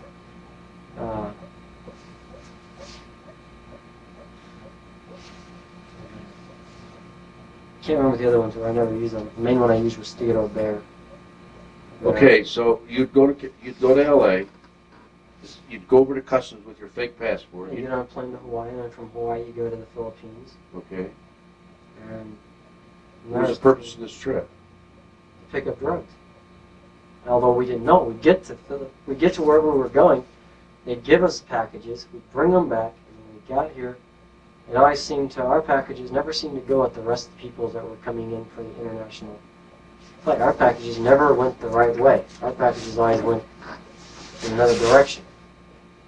Because And who was there? customs agent was always there. Was the customs agent always there? There was customs agents who would always be there and stuff. And it wasn't always Bob Gage. Sometimes another customs agent, he'd sit there and we'd get off the plane and he'd say, we've been waiting for you. We'd get your packages already. The other agent would say that. The other agents would say that, some of the other ones. Yeah. And just one, there was a couple other ones that did too. Every time we went in there, they were How many customs agents were involved in L.A.? maybe just 2 or 3, but there were ones that always came up and had our packages for us. I mean, I thought it was kind of strange when they did the packaging and stuff that ours seemed to go off a different direction. Did you suspect they were drugs? I didn't suspect they were drugs until I started seeing it in '85 when I started looking out the door and seeing them talk about nose candy. And I actually Out the door of the bathroom. Yeah. Yeah. '84, I suspected what it was, but I didn't want to get too nosy because I had, it's like Chase told me, because I asked him one time, I said, what's in the package? He says, don't get nosy. He says, you'll disappear if you do. So I never bothered. Why did they bring you along? You were just a witness. With the drugs? Yeah. Well, the reason they brought me along and stuff was because I was a kid. Kids are easier to get stuff past than adults, and it's like, because in '85 I looked like I was probably about 12 years old, I could act like a brat and I could really drive custom agents crazy and they just let you get out of there. It's like, Is that what you did? I gotta go to the bathroom. I gotta go really bad. Where's the bathroom at? It's like the custom agent, a lot of times if there was a legitimate one there and stuff, the other one would just take the bag if there was one there. And he'd I'd drive the person crazy, or the other kids that were with us would drive the person so batty that the one agent that was probably on the up, that was right, was honest and stuff, would get so frustrated that he'd probably overlook something by the fact that the other agent would probably grab the bag or push it past, or you could push it past or something, or sometimes they just get you out of there. But you got a bratty kid and stuff, it's like you kind of draw attention away from trying what it was as a diversion. It's kind of doing that, or if it's like we had one kid that was, he'd pee his pants on call. And, You give him a word and you pee him, huh? well, no, it's just like when we were going through the customs, I always wondered why this kid always seemed to go to the bathroom. Yeah. You know, if you stand there, I gotta go to the bathroom. Yeah. Uh-oh. I already went. It's like the custom agent was standing right next to him. Something. And it's like the guy was like, oh, no. It's like, well, we gotta get you guys out of here real quick, you know. Yeah. So they never suspected it. I don't think. Who all would be there? How many adults? Usually just a couple. Sometimes they pose as your parents. Sometimes they pose as... Do you hear any women, older women, pose as a mother and father? Yeah. Who were these people? You never saw them again after that? I seen them when we went on the trips. And it's like, like one lady I met, her name was Thelma, her name was Teresa, her name was Jackie, her name was, Different names, different trips. yeah, different names for every trip. And so I never bothered asking what her real name was. Who was she with? Who was the adult? The guy? I don't even know. It was sometimes different. It was usually the same guy, though. He's sometimes different, but usually it was the same guy. Can you draw an artist's conception of those two people? I have drawn an artist. I got that one picture of her that I showed. Yeah, somewhere in here. I don't know exactly where it's not. Like, I know where it's not at. It's not right where I can find it. Actually, it's right here. What's the artist's conception? She's also the one that was with Linda. She looks like Linda Benz, there's two people that look exactly like her. We're going to probably get a better picture of this. I'm going to try to zero in on that. Yeah. She's young, isn't she? How old is she? Probably in her mid-20s. You don't know where she's from or anything? Mm-mm. Would she bring the drugs all the way back to Omaha? No, they stopped in L.A. And who'd bring the drugs from L.A. to Omaha? We would. The kids would, huh? Chase and me and... So she would just travel overseas with you? Yeah, I knew her as Linda or Lisa, but she was with this guy in Colorado, which was supposedly her husband, I think. You got an artist's conception of the guy? Not presently with me. Okay. Did you get it? Yeah. I get it. She's pretty.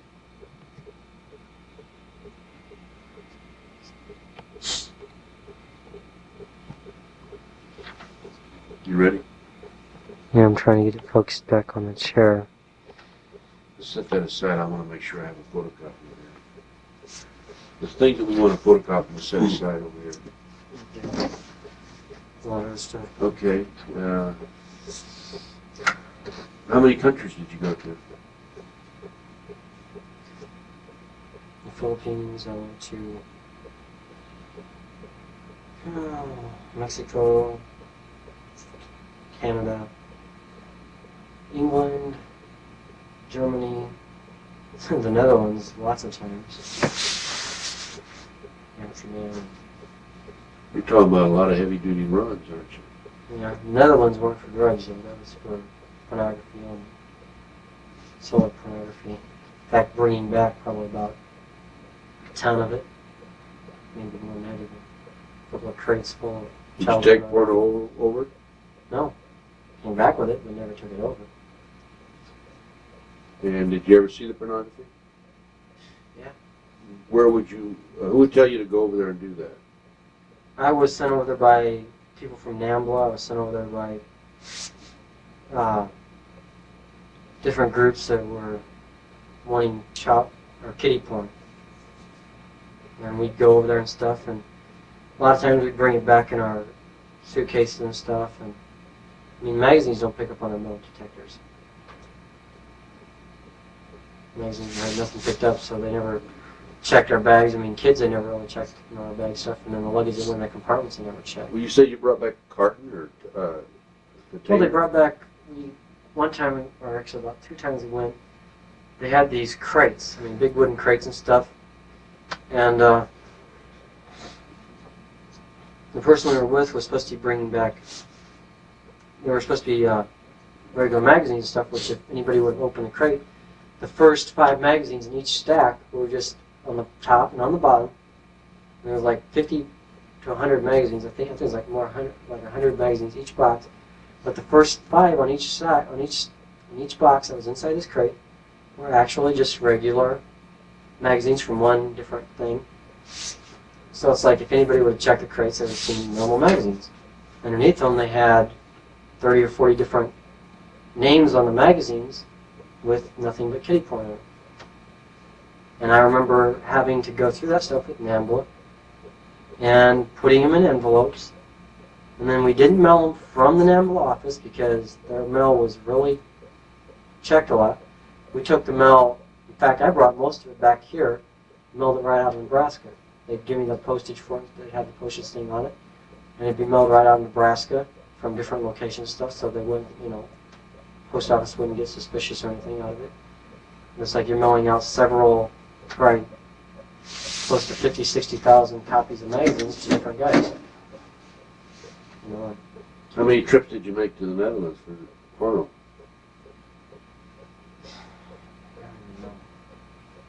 Yes. 10, 12. And each time you brought back how much? Each time I brought back, the least I ever brought back was 3 suitcases. Were they magazines or were they pictures or what? They were magazines, and then there was also the main thing that we brought back was there was a movie rolls and stuff that come in the roll and stuff that you can't open because if you open them, expose them to light, it ruins them. Well, it was like film on them, and they were just like each one was like a slot, it was like a film piece of magazines, so that they could take them over here and print the magazines over here with them. Instead of bringing back the magazines, they started doing it that way there at the last because it was harder to catch by the authorities because they won't expose the film to light. They can't, won't ruin it, and they can tell what it is by looking at the real stuff, but they never know what it is because you don't fly from the Netherlands to the United States. You always fly into England. You never take a plane. You never get a flight that says that you came from the Netherlands when you're going back to the United States stuff with this stuff because they know that the Netherlands has a lot of child pornography stuff going on over there. So you just stay in England overnight. You get another plane another plane ticket, and you come in just straight from England. So nobody ever knows you went to the Netherlands. When you come over from the customs, it ain't on the flight records or anything. None of that stuff. They don't have it. But your passport would have the stamp Netherlands on it, though. But you use a different passport. Then you pull another passport. That's why they gave us all the passports, and they kept giving us new ones every time we went somewhere. So when you'd go overseas, you'd have like 5 passports for each trip? You'd have several different passports. Sometimes you had to remember which ones you used in case you're in some of the same customs agents. That can come to be a problem.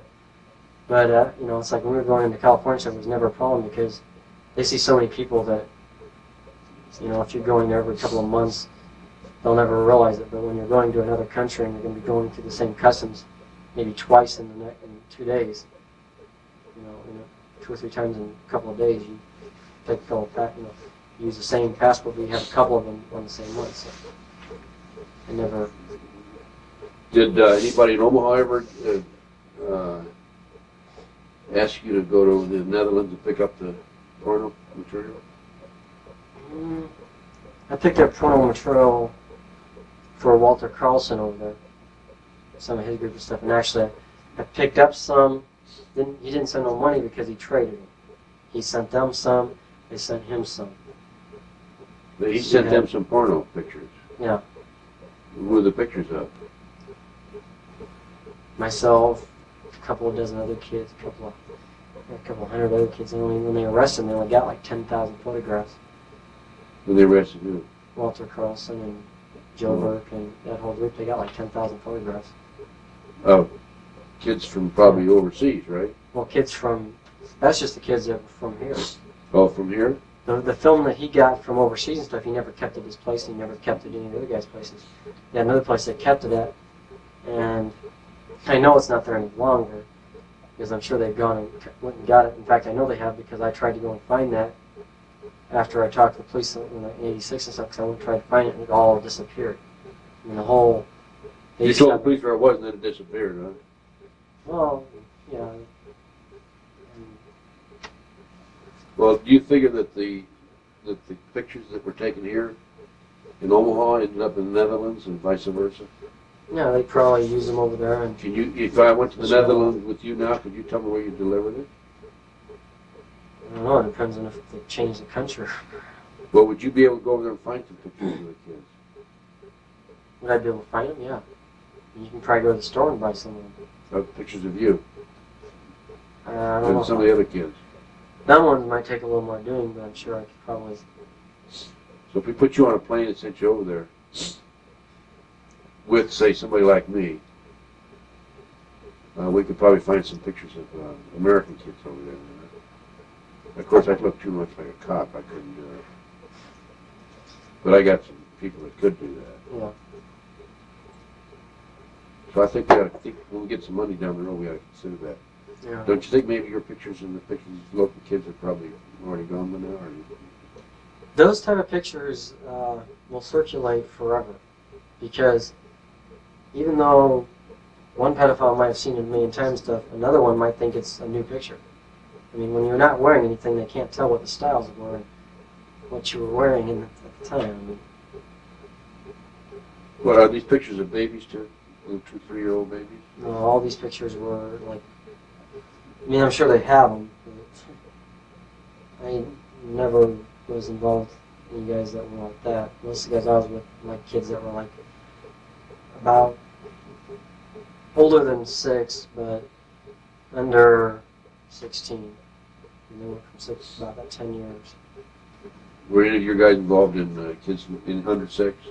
2, 3, 4-year-old kids? Like preschool kids? Some sickos from California and some up in Minnesota. Those were usually ones that were involved in generational Satanism and stuff that I remember being involved with that stuff. Okay, and we're in California. Bakersfield. Could you identify those people now? Pretty much so. And we're in Minnesota. Let's see, was it Jordan? Yeah, Jordan, Minnesota. Where they had the trials. Yeah, well, I don't know anything about the trials, but I know that I've been told about everything. That everything I've said is checked out, and people have told me just a very little bit about things I said about being right, and I'm like going, well... Things you said about what? About what some people in Minnesota and some people in California. About the 2, 3, or 4-year-old kids. Yeah, we like in Minnesota. I Huh? knew some of the kids that were up there with the Bences. I didn't understand that. Oh, Bob and Linda Benz. Oh, were they? They were involved with the Minnesota, Jordan. They abused their kids and stuff, and they got their charges dropped and stuff. And, You know the names of other individuals in Jordan, Minnesota? James Rudd, he had a 17-year-old brother. They charged his 17-year-old brother. I remember this because we went up there and stuff. And the thing I got mad about was the fact they charged his 17-year-old brother and his parents and stuff with sexual abuse of children and stuff. And it's like a 17-year-old brother. I thought that was kind of wrong to charge a kid that was like that. He was abused all the time too. He was one of the victims himself. That's one of the And problems. then they ended up dropping the charges against everybody How about except for Bakersfield? James Rudd. You know any more people in Jordan, Minnesota? Know some more, but I'd have to Think about it. think about it. How about Bakersfield? Do you know any of the names out there? Oh. Yeah, I'm trying to think of what they were. I haven't thought about them for a long time. There was a lot of Satanism going on out there. 'Cause the people that were involved with the anti-Levays group.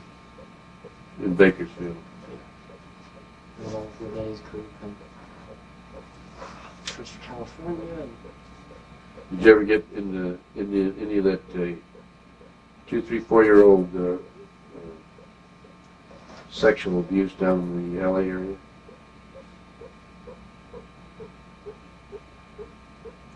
Things make you funny, really.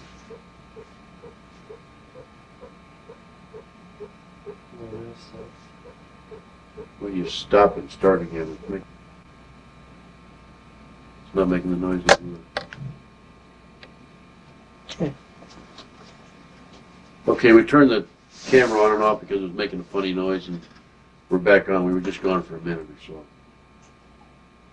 Okay. Any of them down in the LA area? It's people that were involved in these 2, 3, 4-year-old kids. I'm not sure. You don't remember, or you don't think so? I'm not sure. I'm just not. I don't remember. You don't remember. Okay. Let's see, anything more on the drug runs and the porno runs? How many drug runs did you make? I don't know. Sometimes I don't know. How many? Because Huh? if you can guess, because like I didn't just do drug runs from there. I did drug runs from other places. I'm sure because we pick up stuff, but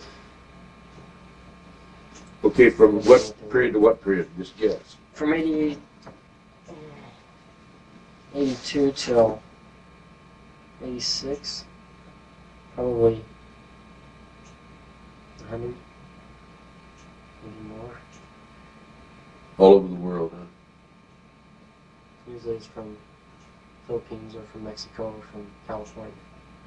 Did Mexico is you, usually what we get from. where'd you go in Mexico? I don't remember, but it's the easiest place to get stuff fast. Where did you go in the Philippines? What town? Usually it was just to, I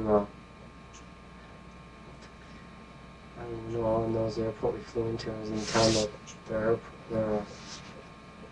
their airport's in, which is, You don't remember what town? Mexico. Mexico, I'm sure it was, we went to Mexico City, I remember that, plus we went to several other places. And in one place we went through the border when we was with Emilio, was always in Nogales, because he was friends with the customs agents that were there. And we had family that lived all over there. So we had family on both sides of the border, as far as I know, and we got in Nogales. And so... That'd be out of Texas, wouldn't it? Nogales? Huh? No, that's out of Arizona. Was that Arizona? Tucson? Tucson area? Tucson's right near the border. Yeah, it's close to that. Nogales, Arizona. Okay. Okay, anything more about the drug runs and the porno runs? Not much need to know. Okay. Nice. Back to stuff specifically on certain things. Or we don't forget about everything else. No, what do you mean? The rest of the list. No, that's what I'm saying. Let's go back to the list. Yeah, okay. The next guy on is John Phillips, who I lived 2 times, 1977. He was from, I believe, Des Moines, but then I met him on the run in Omaha, so he may be lying about being from Des Moines, I don't know. Yeah. Not too many people told me exactly where he was from. The thing about him is there's a guy that just got killed in a car crash not too long ago named John Phillips. And he had been about the right age, but I've never seen a picture of this guy, John Phillips, who was killed in a car crash. He was from Bellevue, or Sarpy County, I believe, is where he's from. Where was he killed in a car crash? Up in the Omaha area. How do you know about it? It was on the news. And when I heard it on the news and stuff, the only reason I remembered it was because of the guy's name. And I remember when I heard it, I was like going, the name sounded familiar. And I remembered immediately where it was from, but I was wondering if it was the same person or not, so it might just be a coincidence. Where did that activity take place, in Omaha? Yeah, on the run. I got picked up. That was mainly on the run, but he was the guy that introduced me to Alan Bear in 1977. Or not, 77, yeah. 77, I was at some party stuff before I ever met Bear and did anything with him. It was like 70, I think it was 78 when I went to the party at the, this was at the, above the jail, Brightness and Sons, because there's a penthouse above it. There used to be, I don't know if there still is now, but I can remember that penthouse perfectly. And I remember it had glass doors all around, it had a zebra skin rug, it had a white piano, it had an ivory tusk on the piano, it had a fake fire, or not a fake, it had a fireplace in it. The bathroom was the only thing that really stood out to me because it was odd. It had little cowboy scenes on the wall. I mean, the whole apartment was fixed up really nice. With $1 million furniture, it looked like. In the other bathroom, there's little cowboys on the wall. It kind of Didn't mix? didn't match for me. I mean, I looked at it, it's kind of like, who did the decorating in this place? Well, why were the little cowboys, what were they doing? I don't know. All I remember is I can remember the bathroom. Because I kept going back to it. I kept thinking that was a messed up memory. I thought it was, this can't possibly be a correct memory. And then I remember like going out the one room into the bathroom, and it's like I could never get it fixed. But it's like I just see little cowboy scenes on the wall.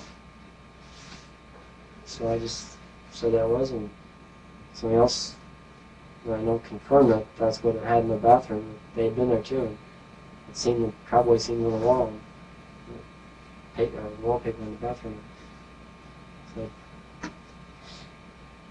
stood out just like Colonel Aquino's bathtub stands out because he has the tiger claws on it. Let's talk about that later. Yeah, we will. We'll go around there. We haven't gotten into Huh? that guy. We haven't gotten into that stuff yet. We got a long ways to go. Next guy on the list is Mark Kilman. I was with him 3 times. He was from Lincoln. Of the what time? 1978. Huh? What'd you say? Mark Kilman from where? Mark Kilman from Lincoln. Oh, I thought you said something with the Century Times. I I was with misunderstood. him 3 times. Oh, with him 3 times, okay. May have come out at the Century Times, so Okay. it's like 3 Okay. times. Okay. Get tired, I start slurring. And I met him on the run in Omaha. And I know he was from Lincoln because he came down here several times and went to his house. And he was in his early 20s. Lived with his mommy and daddy. And went to school at UNL. And he was a pretty smart guy. The next guy What is year was that? 1978.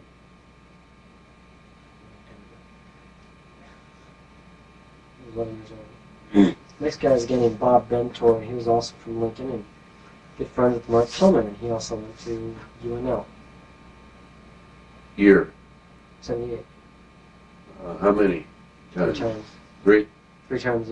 Whenever Mark or Bob picked me up, they were usually together or something. So Where did this activity take place? in Omaha, Oh, they picked me up off the run, and we came down to Lincoln, so some of it took place here in Lincoln too. So were in their homes or hotel or what? usually it was at Bob's house because he had an apartment. Mark lived with his mom and dad. Actually, his mom because his dad was dead. Yeah. And I know he knew Arnold Bear because we talked about it, so he told me to stay away from the guy. So the guy was deaf. He said stay away from Alan Bear, huh? He also said, he was in his, I don't know if he's in his 20s or his late teens. I mean, he was not an abusive guy. Neither one of them, Mark or Bob, neither one were abusive guys. They were, generally, for people who abused me, they were the nicer ones. And I don't know if it was really abuse because I was on the run and I was there for a reason. When you say on the run, that's where That's where the male prostitutes hang out. that's where they hang out, like Santa Monica Teenage Boulevard in prostitute, L.A., yeah. right? Okay. Next guy on the list, I knew him as Steve from St. Paul, Minnesota. And I was with him one time. And, I really put him on the list because besides being on the run one time, they said put down everybody that abused you. And the time I just started putting down if I remember the name or not. This guy's a guy named Dave Kruger. So Steve was in Omaha then? Yeah, he made a trip to Omaha for some reason. He was from St. Paul. I remember that because I looked at his license. That's also how I knew his name was Steve, but I didn't bother looking at the last name. I don't know why. Yeah. But, I was with Dave Kruger one time in 1978. He was from Des Moines. I met him on the run. So, How many times? I don't know. I can see it. I said he's from Des Moines, still on the bit. No, it was like a lot of people from Des Moines also. But not on the run. Next guy was with 3 times.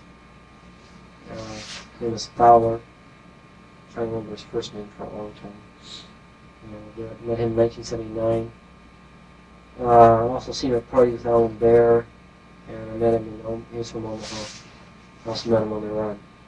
First picked me up on the run and went to Bear's parties because he didn't know I even knew Bear. And after we met each other at the party, but Jackson met happened was at parties. Next guy was with one time that I can remember. The reason I say that is I got around this guy and he drugged me a lot. So I don't know if it was more than once, but his name was Joe Ramos. He was a teacher from Chicago. And I met him on the run, but I also met him in Chicago. He ran a group of kids and stuff for another guy who got busted, who had a pink file, had a big file with all these guys' names and stuff. Minus, of course, well actually I don't know if it was minus their names or not, but nobody's ever came out with the fact that Alan Zver's name was in it, Harold Anderson's name was in it. In fact, where'd this file come from? it was a file that this guy had kept. He got arrested, not Joe Ramos, because he's never been arrested. He was a teacher. That's how he got most kids for his business, because they prostituted kids out. And he was the one that recruited a lot of kids. He's never been arrested, as far as I know. Never been found out about. But why would you make a file of the perpetrators? well, because they were all over the country and stuff. And the reason was he had on these file cards, he had what type of kids this person liked. And these people would like call him and they would like order kids from their own areas, and these guys would like have kids from, like I was a kid from Omaha and I helped supply them with other kids that were my age and stuff to do things for men here in Omaha. And also in Chicago and New York. So this guy was Chicago? Yeah, He had pictures of the perpetrators? No, he had file cards. Joe Ramos didn't have them. The other guy had them. The other guy got arrested. They found this file card thing. But of course, the FBI, I believe, is the one that arrested them, so it's like any of the files that they didn't want to become public would have probably disappeared. Well, who was in the file card? I know Alan Bear was, because I was in this apartment, and I had to make calls to some of these guys. And so when I did, I had to set up appointments for some people, and then I had to call the kids. The kids' files were kept in a different place. I mean, the file, they had over 100,000, I'd say probably close to 100,000 file cards. Of perpetrators? From all over the country. And that's also where the mailing list came from, to mail out things for... when was this arrest made? I don't know what it was made. When did the FBI obtain these cards? I'm not sure. It was in the 80s. I'm sure the FBI is the one that got them, because they're the ones that were investigating it. They're the ones from And the where was the Chicago arrest made? area. In Chicago? And who was arrested? I don't remember what his name was. I've been trying to remember this guy's name, and I can't. All I know is he had been in prison for molesting kids before that. And I arrested him for doing the same thing to some kids and stuff. And whose name was on there besides Alan Bear? Harold Anderson's name was You know that Anderson's name was on there? Yeah. You what, you see it? Yeah. Okay. What other names did you see? It's Anderson and... You want to turn that off?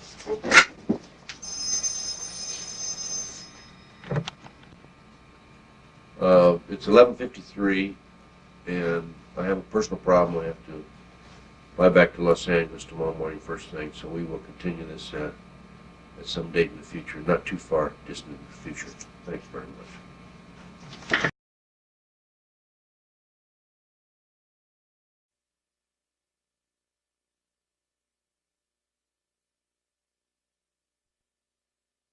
Conclusion of tape 1, we're on tape 2, beginning of tape 2. We had to change locations because of conflict of schedule and other meetings that were scheduled at the other location. Anyway, Paul, come on back over here. Let's continue with your list here, Paul. Okay. I was at David Thorstad. I was talking about some of the dates that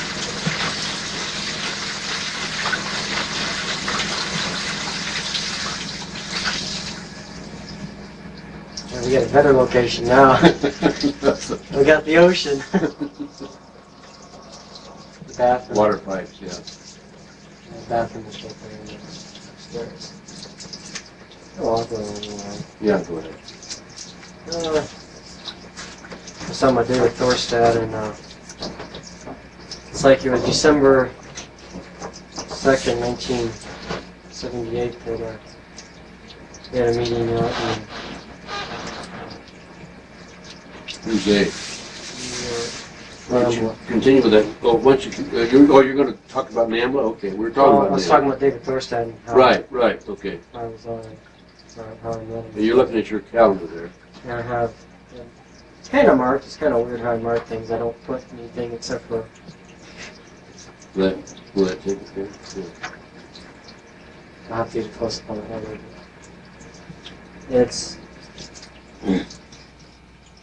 like I don't know how I even remember they like it marketing thing. They just got NAMBLA written there. That's when they formed NAMBLA, when they actually formed it. What was the date on that again? December 2nd, 1978. Were you there? Yeah. When they In formed Boston NAMBLA? Church. Huh? In the Boston Church, yeah. Remember the name of the church? I got the name of it somewhere, but I have to think of it right now. Boston Community Church or something like that. Who was there when they formed it? David Thorstad, a couple other guys that they became the steering members later on and stuff. I'm not exactly sure who was all there. I know David Thorstad was the main one there. I believe Andretti was there. Andrea, I think it's Andrea.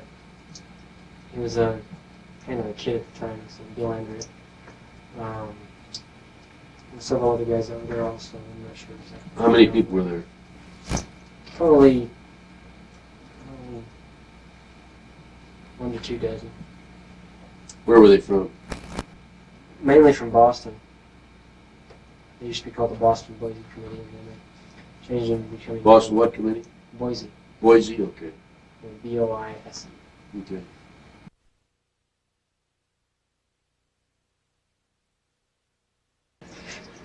Will that take it there? Yeah. I'll have to get a close up on it later. It's like I don't know how I even remember they like it marketing thing. They just got NAMBLA written there. That's when they formed NAMBLA, when they actually formed it. What was the date on that again? December 2nd, 1978. Were you there? Yeah. When they In the formed Boston NAMBLA? Church. Huh? In the Boston Church, yeah. Remember the name of the church? I got the name of it somewhere, but I have to think of it right now. Boston Community Church or something like that. Who was there when they formed it? We had the attorney that they had, which was Michael J. Lavery. I'm not sure if Hugh was there. I'm sure Wayne Sunday was present.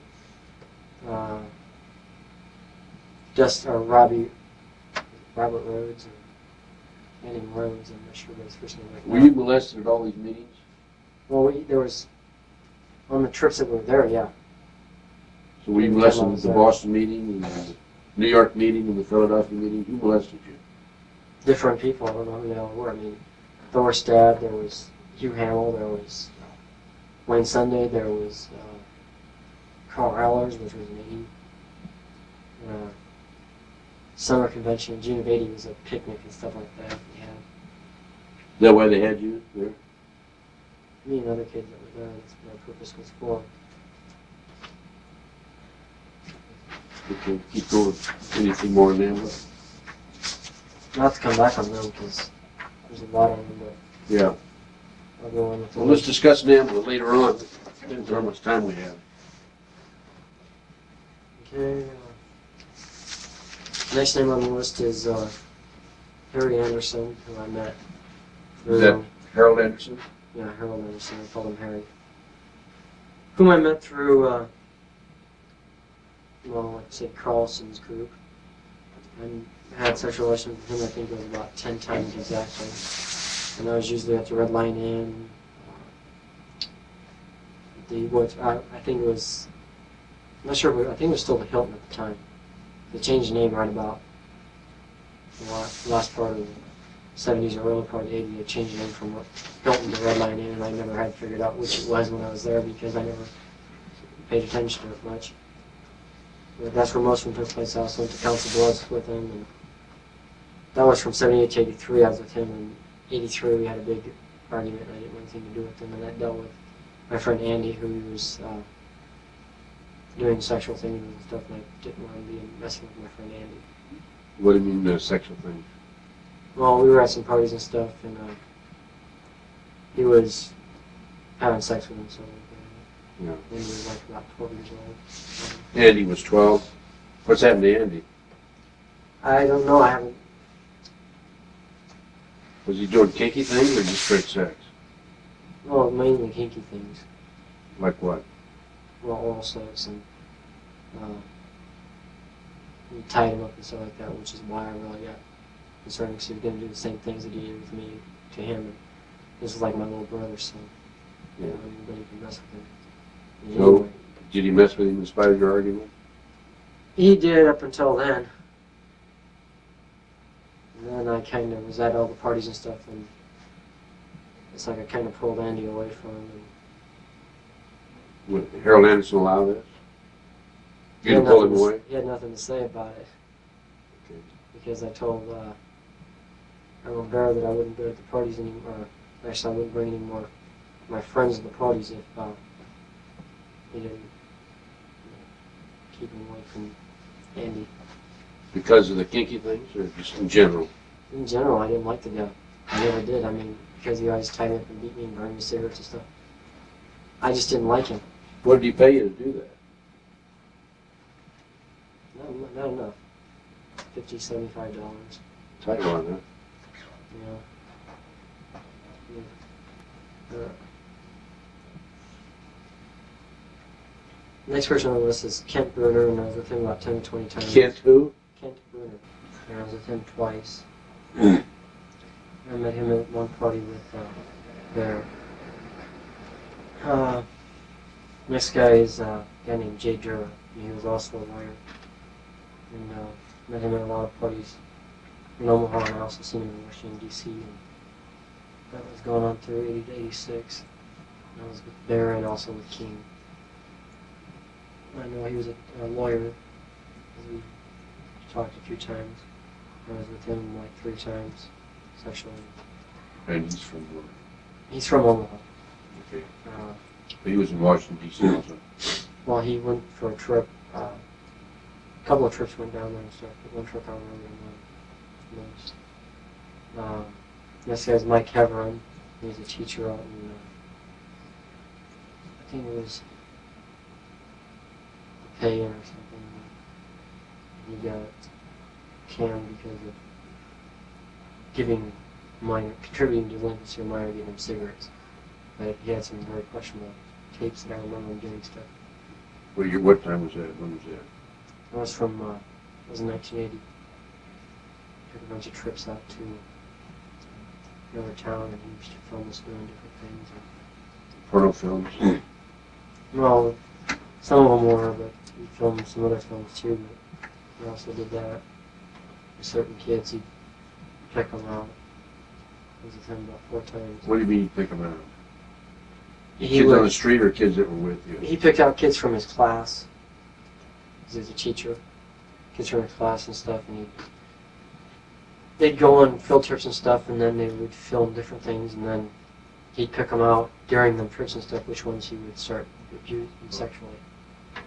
You take pictures of the Figure ones out you which wanted to go ones. after. in other words. Yeah, he'd figure out which ones were easy targets. I wouldn't say anything. How could he? Oh, I see. The ones you were worried about, the ones that would talk.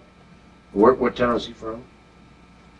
He was from, I think, I'm not sure if he was from South Omaha, but I know that he worked at either Payne or one of the schools in Omaha. He got fired a couple of years back. Oh, you said some school, Paoli or something? Payne or Yeah. La Vista, somewhere out there. Is that a part of Omaha? Well, it's in Sarpy County. It's Okay. not in Omaha. So. Next guy all I have is the last name. His last name is Todd. All I called him was Mr. Todd. He was with Carlson. I was with him 5 or 10 times from 77 to 83. And it was in Omaha. How old a guy is he? He's probably in his early 20s. And what you know what he did? Any of these people did? I don't know what he did. I know that, well, actually I shouldn't say it. I think he did something with, well, he was going to school. At the time he was going to UNO. So that's all I remember about him is that he went to UNO. How many times did you say? About 5 to 10. And they were all I knew he was a victim from before and stuff because we had talked a lot and stuff. He had grown up being abused by these guys and he just was like 20, his early 20s, I think maybe 20, 21. So he was some of the earlier victims. And they had, these guys had been going on for years before they even got a hold of me. The next guy is Carl Ehlers, and he was involved with NAMBLA. I met him out in New York. And I was with him about 3 times, and a kid named Harold Baker. He was a kid that was always with him.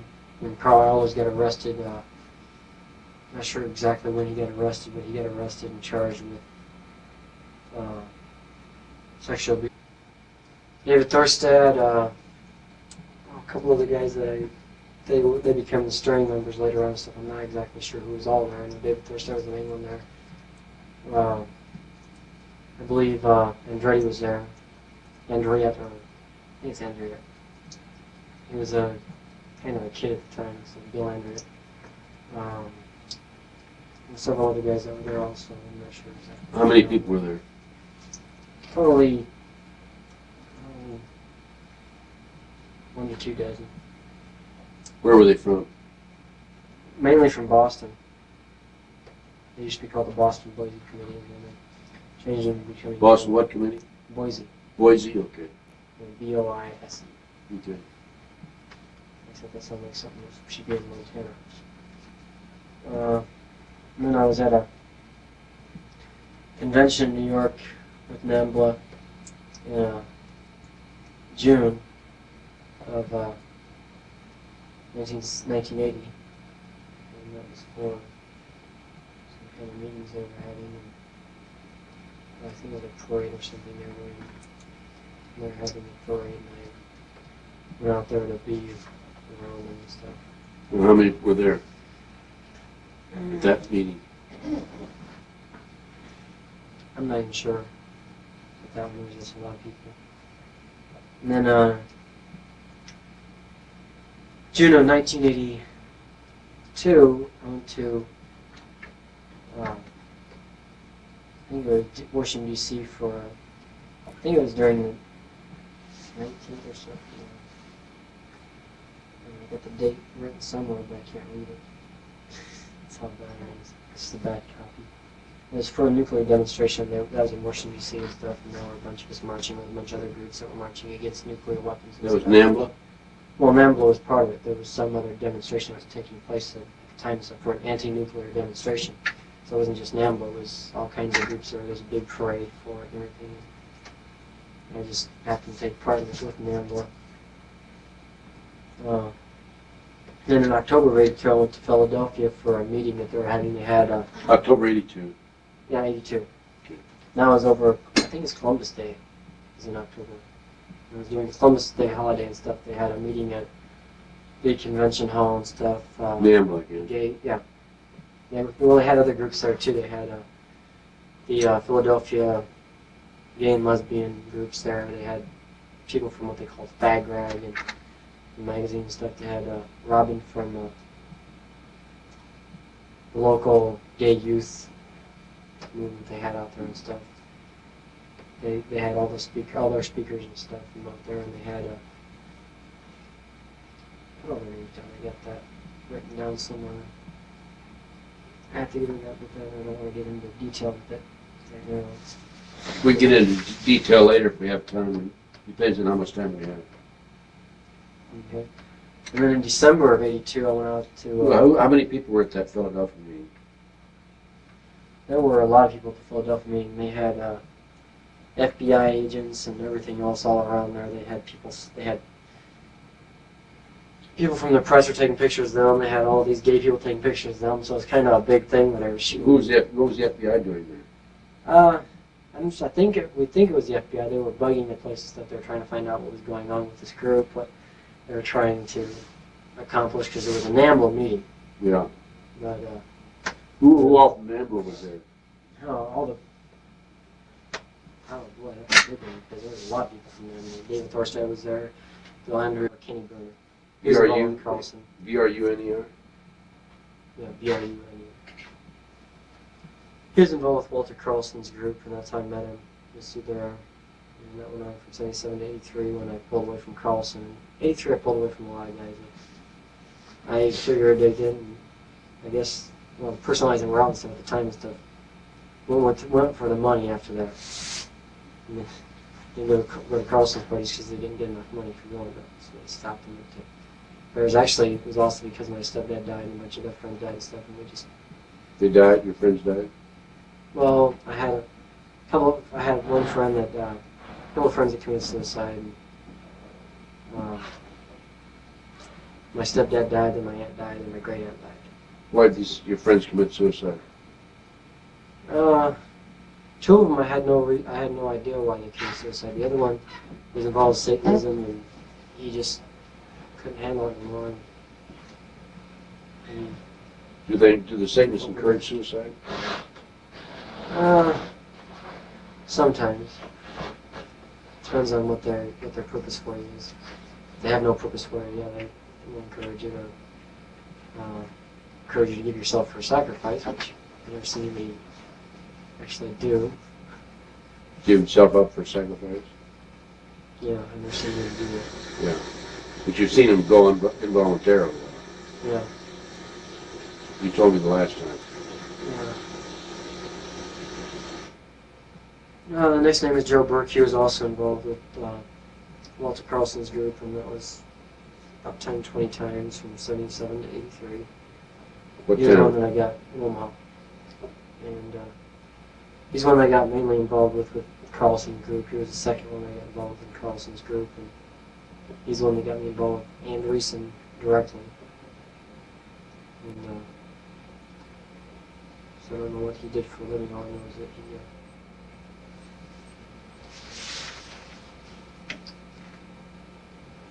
like boys. I don't want to say much more. Next guy is, was at the time I thought he was John Mahoney, and now I know that he's Eugene Mahoney. And happened from 77 to about 86. I've seen him at parties, and I've done a few sexual things with him under 5 times. I was with him. In fact, I think it was more like 2 times I did something directly with him, and then there was other times I was with him that he was with other young men and stuff. And I met him through Bear's group. And then there's another guy, his last name was Nelson. I don't know what his first name was, all I know that he was a lawyer. Well, this last one, he's in Omaha. Nelson? The other one before that. Oh yeah, Mahoney? Yeah. Mahoney. Omaha. What is his occupation? I don't know what his occupation is. Okay. All I know is that he was a pretty powerful with all of the Break in here, Ted. You have a phone call from your sister. So Oh, okay. can you take a break? Where's he going to take it? You take it in here.